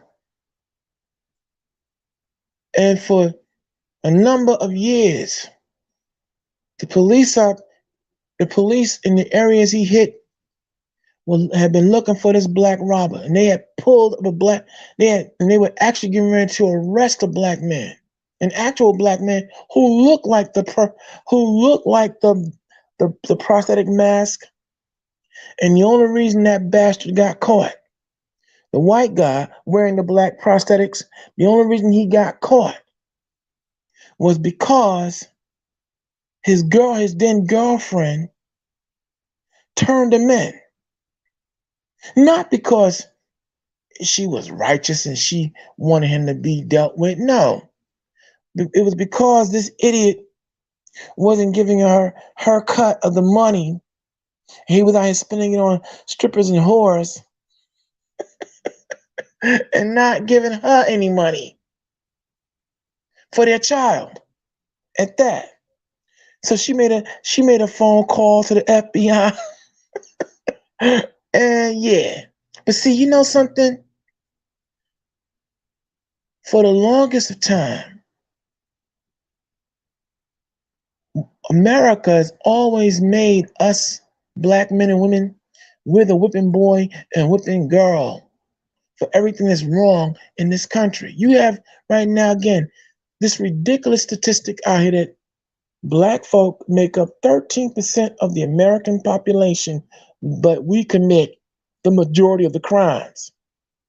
So we can't let this lie be perpetuated any longer. We cannot continue to let these people get away with this. This case right here, along with the Timothy Haslett, who was revealed to be the murderer of the 5 black women that was missing in that area of Missouri. After months of being ignored, the black clergy and other concerned individuals, all right, were found to be right, but they didn't want to investigate it. And now we see why. See, the race card. America plays the race card. Now, the race card is an idiom, and we all know what an idiom is. An idiom is when you take a group of words, or a collection of words, and you put them together, and they don't really have individually. When you put them together individually, they don't really coincide, but they fit. So you got race and card, race card. So race card is put out there as an idiom that there are black folk who, whenever they get caught, oh, you're doing it because you're black. See, that's the race card. But it's not a game. It's not a game. We already know that it's blatant freaking racism all throughout this country. But so, let's just get into it. This Caden Smith dude, 16-year-old punk, murdered 3 black men, and he out here free and getting ready to be released, sometime this week. Okay? Hey, yo. And he got caught with guns and drugs and was smoking, smoking on live. having a grandiose time and getting ready to get released again. But when it comes down to the race card, America always plays the race card. And by that I mean they always blaming us for everything that's wrong in this country. So when they talk about the race card, let's see who plays the race. I'm gonna pull some stories from way back in the day. Okay, I'm gonna give you dates and times, and I want y'all to go back and check them out for yourself. See, America plays the race card, but this is not a joke or a game. They always you have whites always committing crimes and then blaming us for it. I'm gonna say it just like that. Let's go into it. Let's pull some stories. Now, for how many of you out there remember Susan Smith?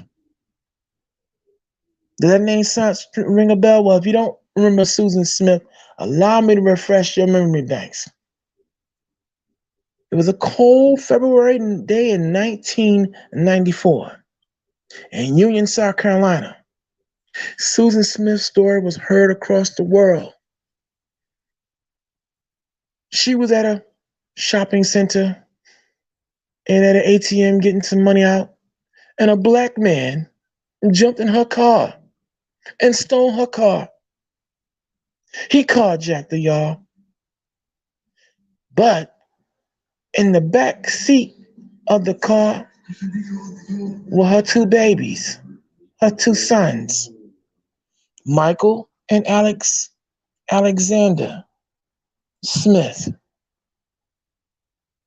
And you saw Susan Smith all in the press conferences and, oh, somebody please help me find my babies. Well, who did it? He was black, and he jumped in the car when I black. That's right. And boy, sock them posses was out. Any black man found.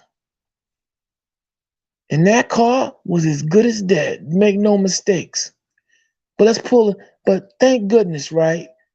We had some eagle-eyed detectives who said, hold up. Whoa. Let's get this straight. A black man gonna jump in your car and carjack your car, but now sees your sons in the back of the car.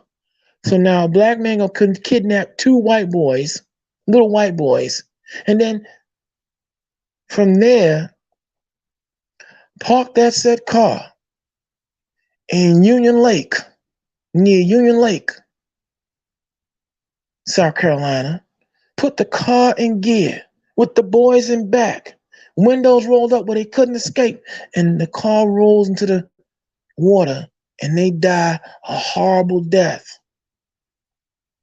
So this black man is gonna go carjack and then graduate to murder of two white kids in the state of South Carolina. Boy, Susan,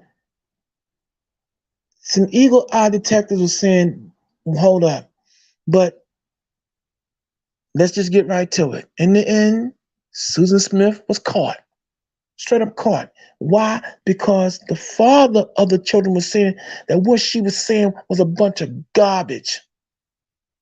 Bullshit. See, I'm not going to use curse words. I'm going to use palatable cuss words. Diet cuss word. Bullshit. He called it. He said, no. I have been wanting my son's full custody of my son. Susan's been frustrated about the fact that here it is. She was involved with some dude that didn't want to be in a ready-made family. But rather than give my sons to me, she killed him. He was vocal about it. And lo and behold, and they started trying to get more information about what this black man looked like. And when they found that her fingerprints were the only prints found, and when they found out the fact that, wait, hold up, the footprints around the area where the car was put in gear and driven and rolled into the lake matched hers. They weren't men footprints, it was women's footprint, her size. And that's right, Susan Smith's ass was caught. But now, the race card. What possessed Susan Smith to first say was a black man who did it? Could it be because throughout the history of this country, we've all seen Goodfellas. Remember when Joe Pesci told the dude, look, just say some black guys took your truck and everything else, okay? Remember how we always get blamed? So who indeed plays the race card in this country? Let me move on. June 1994. We got Nicole Brown Simpson and Ronald Goldman. Nicole Brown Simpson, the former wife of O.J. Simpson, Orenthal James Simpson. Her and Ronald Goldman were brutally killed. Make no mistakes, I don't make light of that. But boy, does anyone recall the media circus around that case? Does anyone recall that Orenthal James Simpson, who was up on charges of murdering Nicole Simpson and Ronald Goldman, it was billed as what? The crime of the century. Anyone remember that? And of course, Johnny Cochran, F. Lee Bailey, Mark Scherer, and a host of other Dream Team lawyers, and $6 million that O.J. Simpson had, thankfully, they destroyed and showed beyond all shadow of doubt that O.J. Simpson could not have been the murderer of Nicole Brown Simpson, nor Ronald Goldman. But look what they billed it as being, though. It was the crime of the century and the trial of the century. But in that same year, y'all, in the same time frame that O.J. Simpson was called, or it was billed as the crime of the century, what other act took place in that time frame? Does anyone remember about a few months later, April 1995, when Timothy McVeigh and Terry Nichols would go and bomb the Alfred P. Murrah Federal Building in Oklahoma City, Oklahoma, before 9/11 took place again? The World Trade would take place. The Alfred P. Murrah Building and the bombing of it, that was the biggest domestic terrorist act in America to transpire. They killed 168 people, children included, and injured hundreds of others. But I'm just making a point. In that time frame, O.J. Simpson was still billed the crime of the century, the trial of the century. Never mind the fact that Terry Nichols and Timothy McVeigh, white supremacists, murdered and killed 168 people in the biggest domestic terrorist bombing to transpire on American soil at the time. But it was all about O.J. So the race card, who plays the race card indeed? Now, I'm going to pull something else for you all. This goes back to November of 1989. Do any of you out there remember Charles Stewart? Maybe you don't, because some of y'all might have been born at the time. But Charles Stewart, Boston, Massachusetts. It was a call that was heard around the world, y'all. Help, help. My wife has been shot by a black man. Charles Stewart and his wife, his loving, and I'm not being cynical about it. I don't make jokes about anyone being murdered and their life taken. But his loving, trusting wife, Carol Stewart, and their unborn child, they were on their way home. Charles Stewart at the stoplight. And out of nowhere, a black man rose up on the set This is a carjacking or basically a robbery, your money or your life. And in that exchange, this black man shoots Carol and her unborn child. Shoot them. Because when he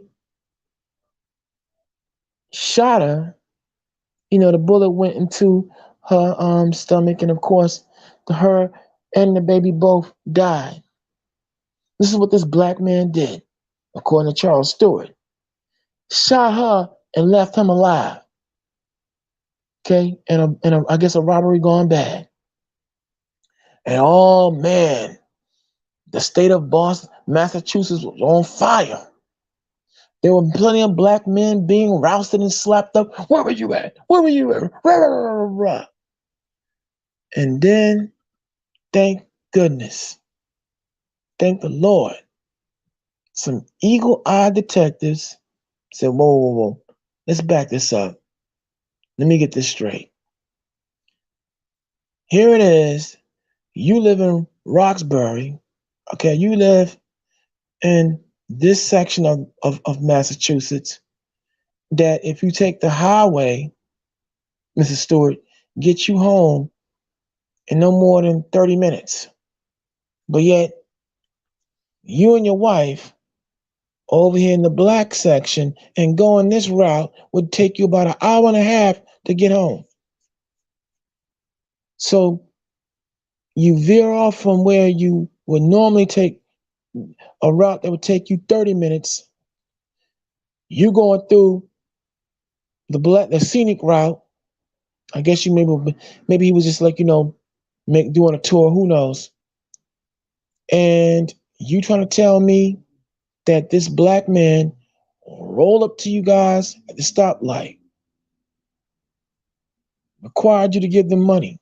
You wasn't moving fast enough, and goes from robbery to murder, shoots your wife and your unborn child, and don't shoot you. And in the process of time, as these eagle-eyed detectives started finding out about, insurance policies, that were taken out, you know where I'm going with this, right? And oh yeah, that Charles Stewart wasn't exactly happy about his wife being pregnant. Okay? Charles Stewart took it upon himself to go to the Tobin Bridge and jump and killed himself. That's right. But wait a minute. What possessed Charles Stewart to play the race card and blame a black man? Okay? Could it be because in the history of this country, we've always been the freaking whipping boy? You know where that term whipping boy come from, right? It was a term that was used to describe whenever white kids, badass white kids during the period of slavery did something wrong. If little Biff or little Chad did something wrong, little Leroy, little Mufasa, well, Toby would be brought out to take their lashings and their punishment, the whipping boy or the whipping man, because you know how white women, when they were desiring, well, if you've seen what's it called, Rosewood and all these other movies, right after white women get what they were craving from black men, oh, he raped me. Could that be why Charles Stewart, Susan Smith, and the media, when it came to O.J. Simpson, oh yeah, okay, let's just move on. Let's move on. Now, I was about a year old when this took place. I was about a year old when this transpired. But let's go back, way back in the time. It was around 1969, y'all. Okay? Does anyone Remember Charles Miles Manson, better known as Charles Manson? Does anyone remember? But Charles Miles Manson and his family would go on a killing spree, killed about 9 people, okay? And most famously, it was B-movie actress Sharon Tate, who was the former wife of child molester extraordinaire Roman Polanski. Okay. You had Sharon Tate. You had Abigail Folger. Now, for those of you who don't remember, I know some of y'all don't remember. She was the heiress of the Folger's coffee. You know, Folger's coffee was a very good coffee too, as a matter of fact.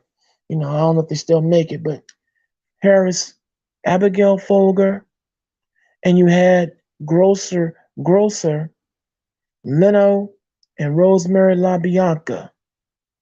Okay? Killed by psychotic drug dealer,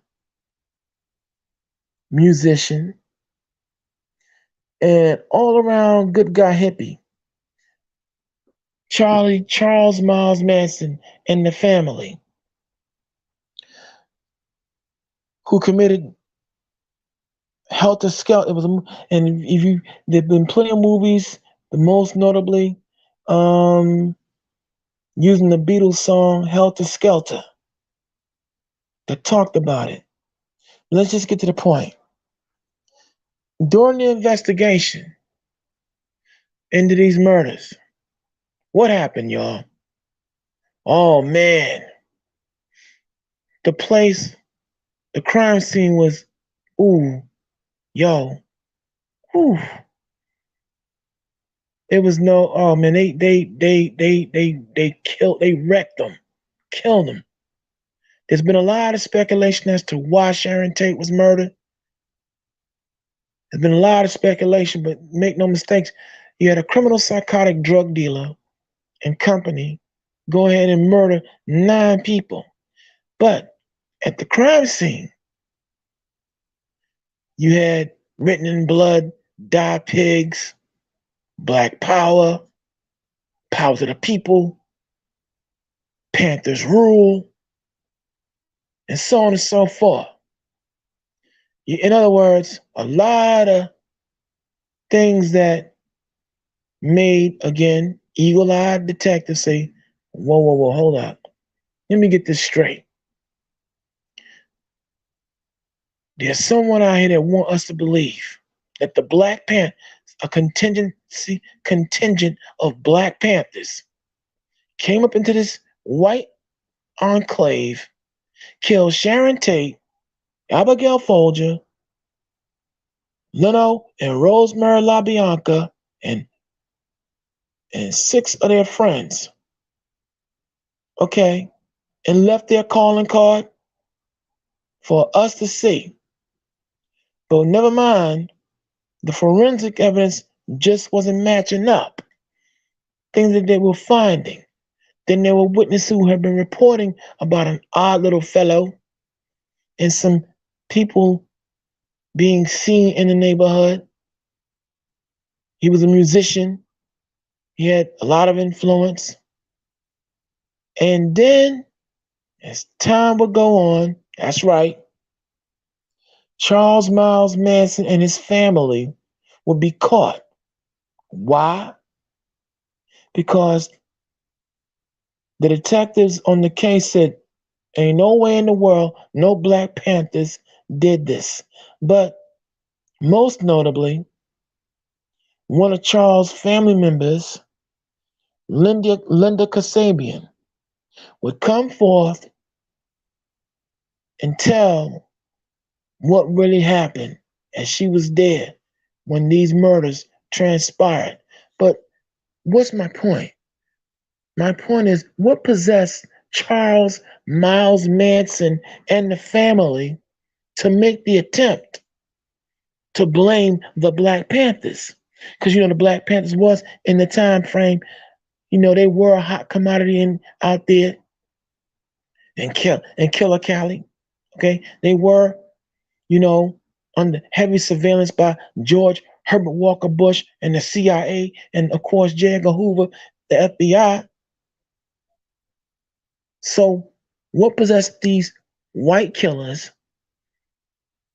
Charles Miles Manson and company, to try to put the Black Panthers on the radar? Or could it be because America always plays the race card, ladies and gentlemen? See, this is why when the Bible tells you in the book of Deuteronomy 32:7 to remember 32:8 to remember the days of old, consider the years of many generations. Don't forget the past. Do you see why now? Critical race theory, they want to try and knock that out the box. Because see, when all the dirt and all the evil that has been done in this country and how we have been blamed with impunity by a bunch of lying, skullduggery, vile, vicious, evil demons walking with earthly feet, they feel some kind of way about it now. But enough is enough. So this whole thing about we play the race card, no, they play the race card. They play the race card, ladies and gentlemen. And this is why you need the Lions. You need Baby Hebrew. You need JJ 7000. You need Yeshaya. You need Karima, Zaquan, Elder Zaquan, and all the other voices that make up this power dynamic called the Lions Den on our job. Because someone got to do it. It has to be done. We cannot continue to sit up here and let all this go down. I'm going to keep on saying, there are Black women and children missing now. Like I said, last count, 75,000, and it's not something is going on. Here, our water supply. For those of you who are just tuning in to the Lions Den, what's going on, y'all, in Flint, Michigan, Jackson, Mississippi, Houston, Texas, all right, Las Vegas, Nevada, okay, and New Jersey, with this ongoing destructive element in our water supply. Houston, Texas was just added to the list this week. Last week. What's really good, y'all? Huh? Recapping, Jerry Jones, the Stephen A. Smith, and all the Coon Brigade out here defending this dude. There's some who say, well, again, he was 14 years old and you shouldn't hold. Stop. Let me remind you that over the years, just recently, Jerry Jones was staunch that if any of his players, Dallas Cowboys, supported Colin Kaepernick, I want to remind you all, supported Colin Kaepernick, okay? If they protested or if they spoke out on issues without his permission, I want to make sure his permission, y'all, they be fired. So yeah, that picture was about 60 something years ago. But look at Jerry Jones's attitude since he been owning the Dallas Cowboys since 1989, y'all. But Stephen A. Smith, he won't talk about that. Shaquille O'Neal won't talk about that. Who else? Charles Barkley won't talk about it. Malika Andrews. Kari Champion, Jamel Hill, all those voices, and so many others. How about you, Shannon Sharp? And what's that little weasel dude, his co-host? I'm going to call him a weasel. Can't think of his name right now. Anyway, him too. Y'all had so much to say when it came to Kyrie Irving. All y'all and on the entertainment side, y'all really can't touch Kanye. That's why you didn't hear too much more about Kanye. They can't really get at him the way they want to. But boy, oh boy, oh boy, to the media, your ABC, yeah, they got the right name too. ABC, American Broadcasting Crap. CBS, the crappy broadcasting system. NBC, nothing but crap. You got CNN, the crappy news network. And what do you get when you get the word crap? C-R-A-P, continual, repetitive, asinine programming. That's all you see. That is until you come to the Lions Den, y'all. Here, you are given a host of liberated moderators who know what to say, how to say it, and when to say it. Because the Lord, our God, fuses us with what He wants us to say. And that's why you got to continue to chime in. Does anyone want to come on the panel and talk? The line, Kareem is going to drop that link. You come right on in. Maybe some of y'all might think I'm being too harsh. Maybe y'all want to come in and talk about it. This is an open discussion, y'all. Open panel.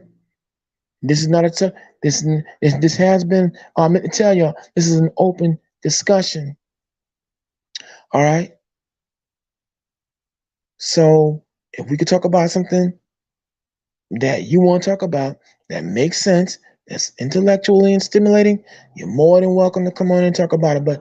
Or you want to talk about the points that I've been raising tonight, thus far in this presentation, the video that we showed. If you want to come on and talk about it, you're more than welcome to do so. Now let's see who's talking, however, in the meantime, in between time. Let's see who's talking. Let's see who's in here.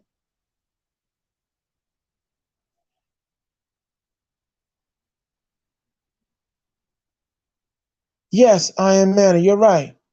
It's disgusting blackface for their own wicked purposes. You're right. I am Manna. You are right. This is what I'm saying.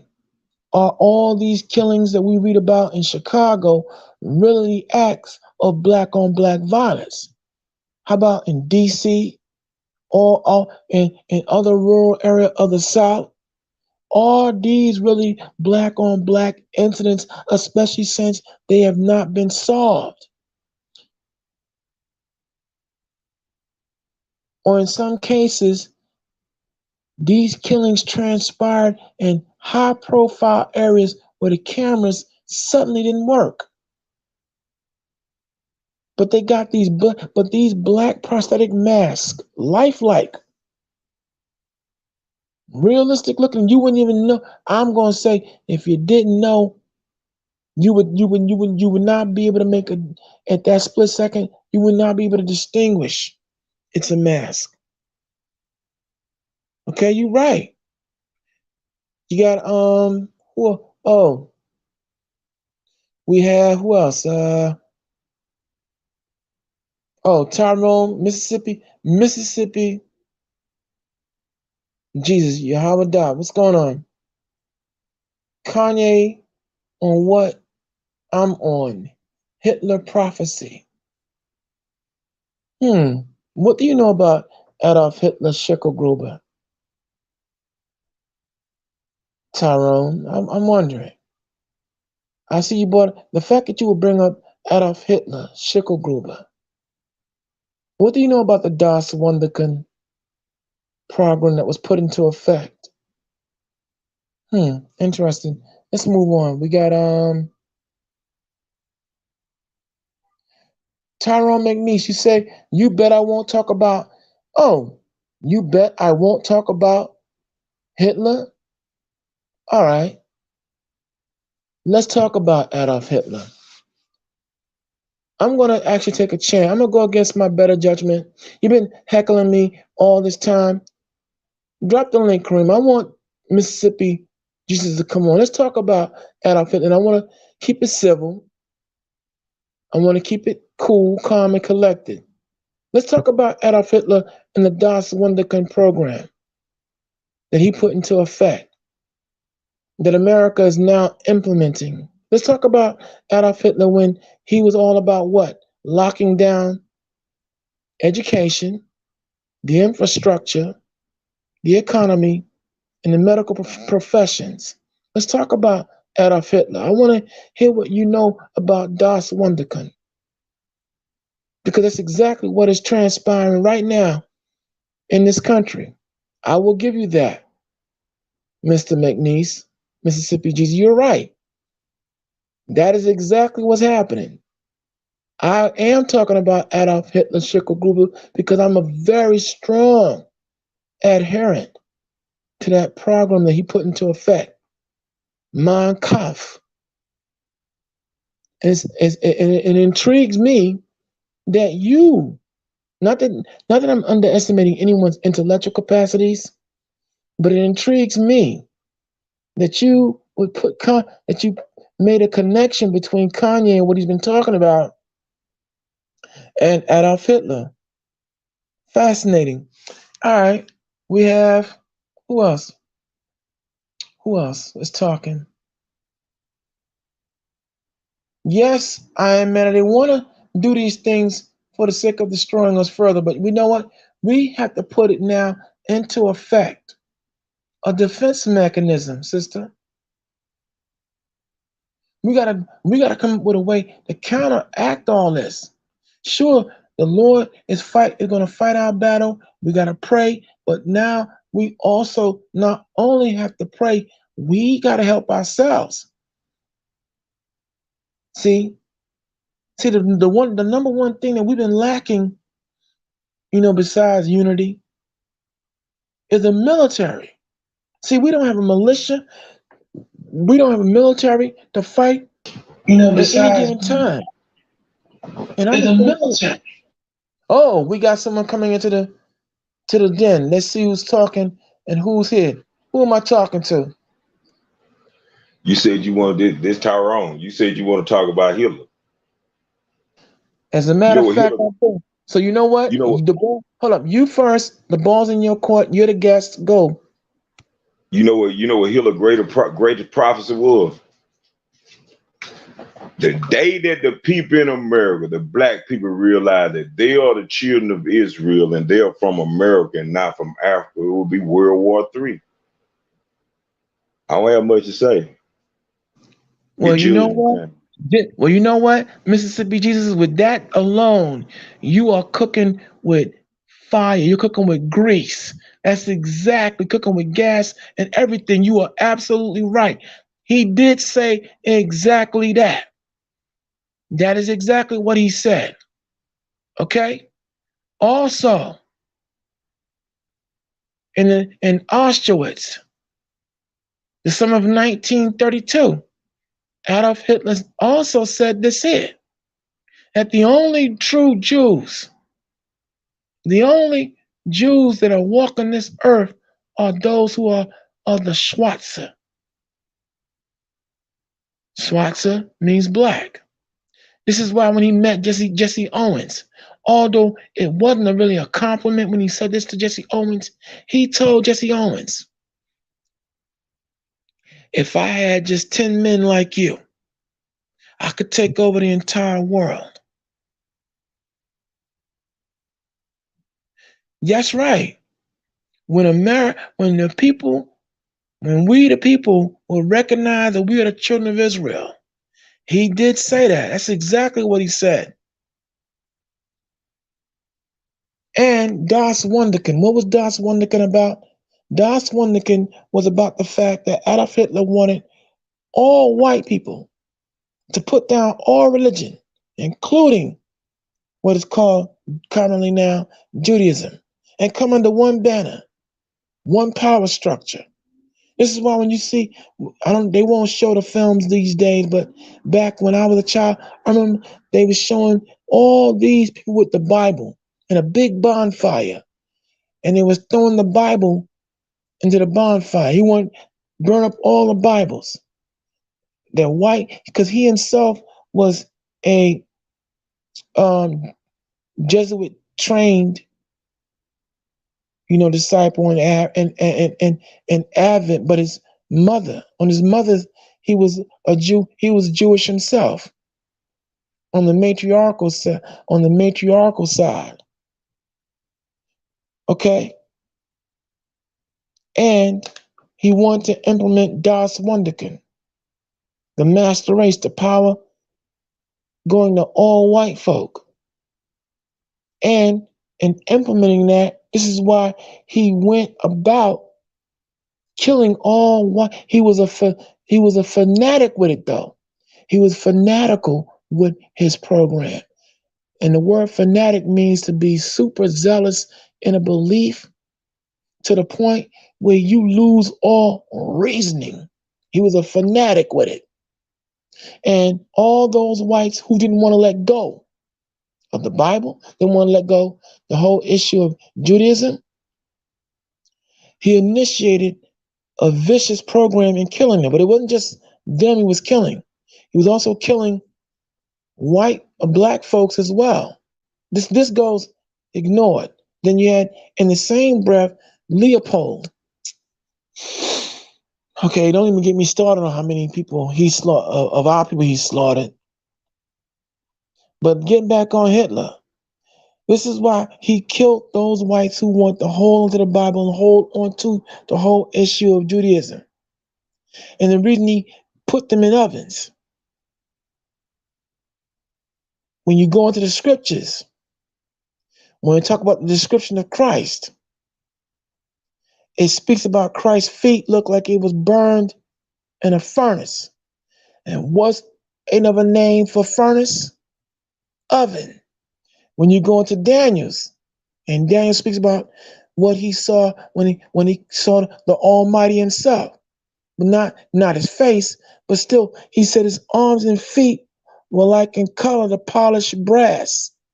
Polished brass is a Quaker term where in blacksmithing, when the blacksmith shapes the swords or shapes whatever he is developed, he dips it into water.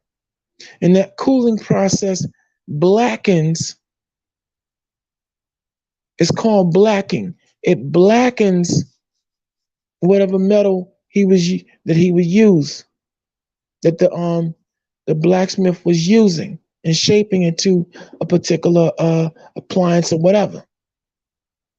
So Adolf Hitler was saying to these whites, if you want to be a Jew, I'm going to make you look like a Jew. That was what that putting him in ovens was about. Based upon biblical scripture about what the Lord looked like and what Christ looked like. All right?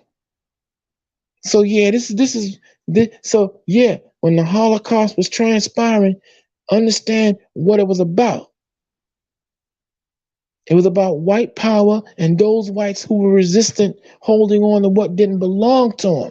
And you're right, Mississippi Jesus, when he gave that speech about not only the one in Auschwitz and then the one that came a few years later. And that's right, when the blacks recognized that they are the children of Israel, the Schwarzes recognized that they are the children of Israel, World War III.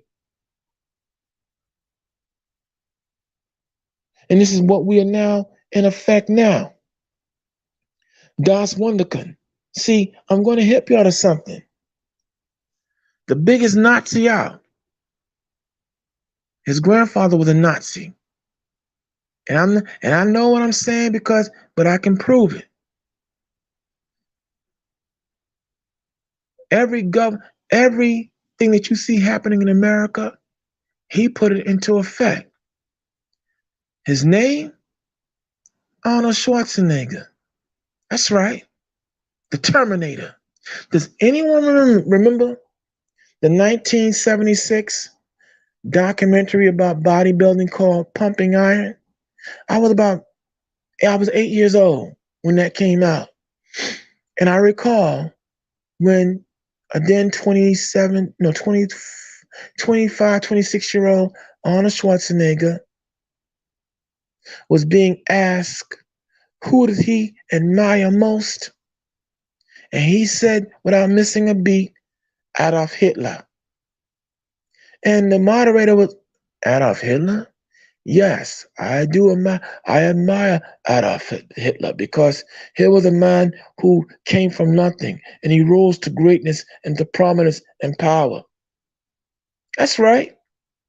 Now, I didn't know who Adolf Hitler was. Like I said, I didn't understand the depth and gravity. I was only 8. But you know how they say, be careful what you do around kids and what you say, because kids remember later on. This man, and you know how you forget momentarily? Yeah, that's right. Arnold Schwarzenegger, who then married former NBC host Maria Shriver, who is, I believe, the granddaughter or something to that effect of John F. Kennedy and Robert Kennedy. She's a Kennedy overall. He married into that clan. He became the governor of California. I remember all the protests and the fallout about him running for governor, but he became the governor of California. And the first thing out the gate that Arnold Schwarzenegger put into effect out there in Killer Cali, Proposition 187. Proposition 187, as you know, 187 is the numerical code for death. Yeah, and you don't stop, because it's 187 on the undercover cop. Now, hold up. Why would Arnold Schwarzenegger put into effect Proposition 187? I believe he had just ousted the then governor. Correct me if I'm wrong. Was it Pete Wilson who was the governor at the time, Karima? And then Arnold came in. If you go back that far, but I think it was Pete Wilson he had beat out. But Arnold Schwarzenegger put into Proposition 187, and what did he lock down? In the state of California, education, public spending, the entire aspect of, resources and medicines and all that. He put all that on lock. And who was right along with him on that? Oh yeah, Joe Biden and Kamala Harris. But anyway, let me stay back on let me stay on the Terminator, Arnold Schwarzenegger. This is what he put on lock. But wait, when you go back in time, what did Adolf Hitler put on lock? Those very same things. This is the same. And then, does anyone recall in around 2004 and the 2005, when George W. Bush was at the presidency, when all the governors and mayors of every state converged on California to sit with Arnold Schwarzenegger and understand the particulars of Proposition 187? Does anyone remember that? I do, vividly. And this is the same dude, Arnold Schwarzenegger, who killed Tookie Williams. Now, Tookie wasn't no political prisoner, but let's not get this twisted. He put that man to on death, okay, and all that. And Tookie was in there on some bogus charge.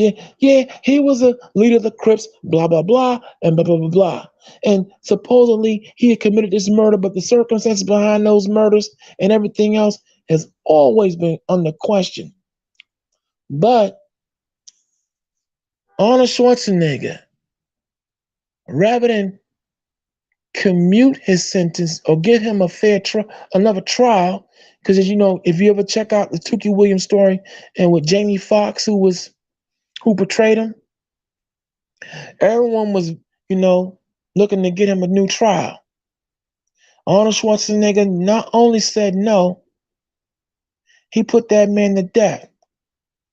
And when he was asked why he put Mr. Williams to death, well, when I look at his books, he dedicated his books to those who dedicated their lives to lawlessness to injustice and lawlessness.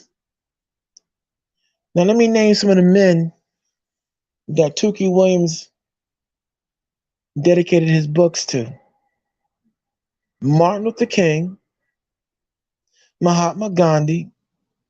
I've heard things about him, but I'm not going to, that's neither here nor there. But Mahatma Gandhi, Martin Luther King, Medgar Evers, of course, yes, Malcolm X, and these are the people that Arnold Schwarzenegger said dedicated their lives to injustice and lawlessness. Now, wait a minute. For some of y'all that don't go back this far, who was known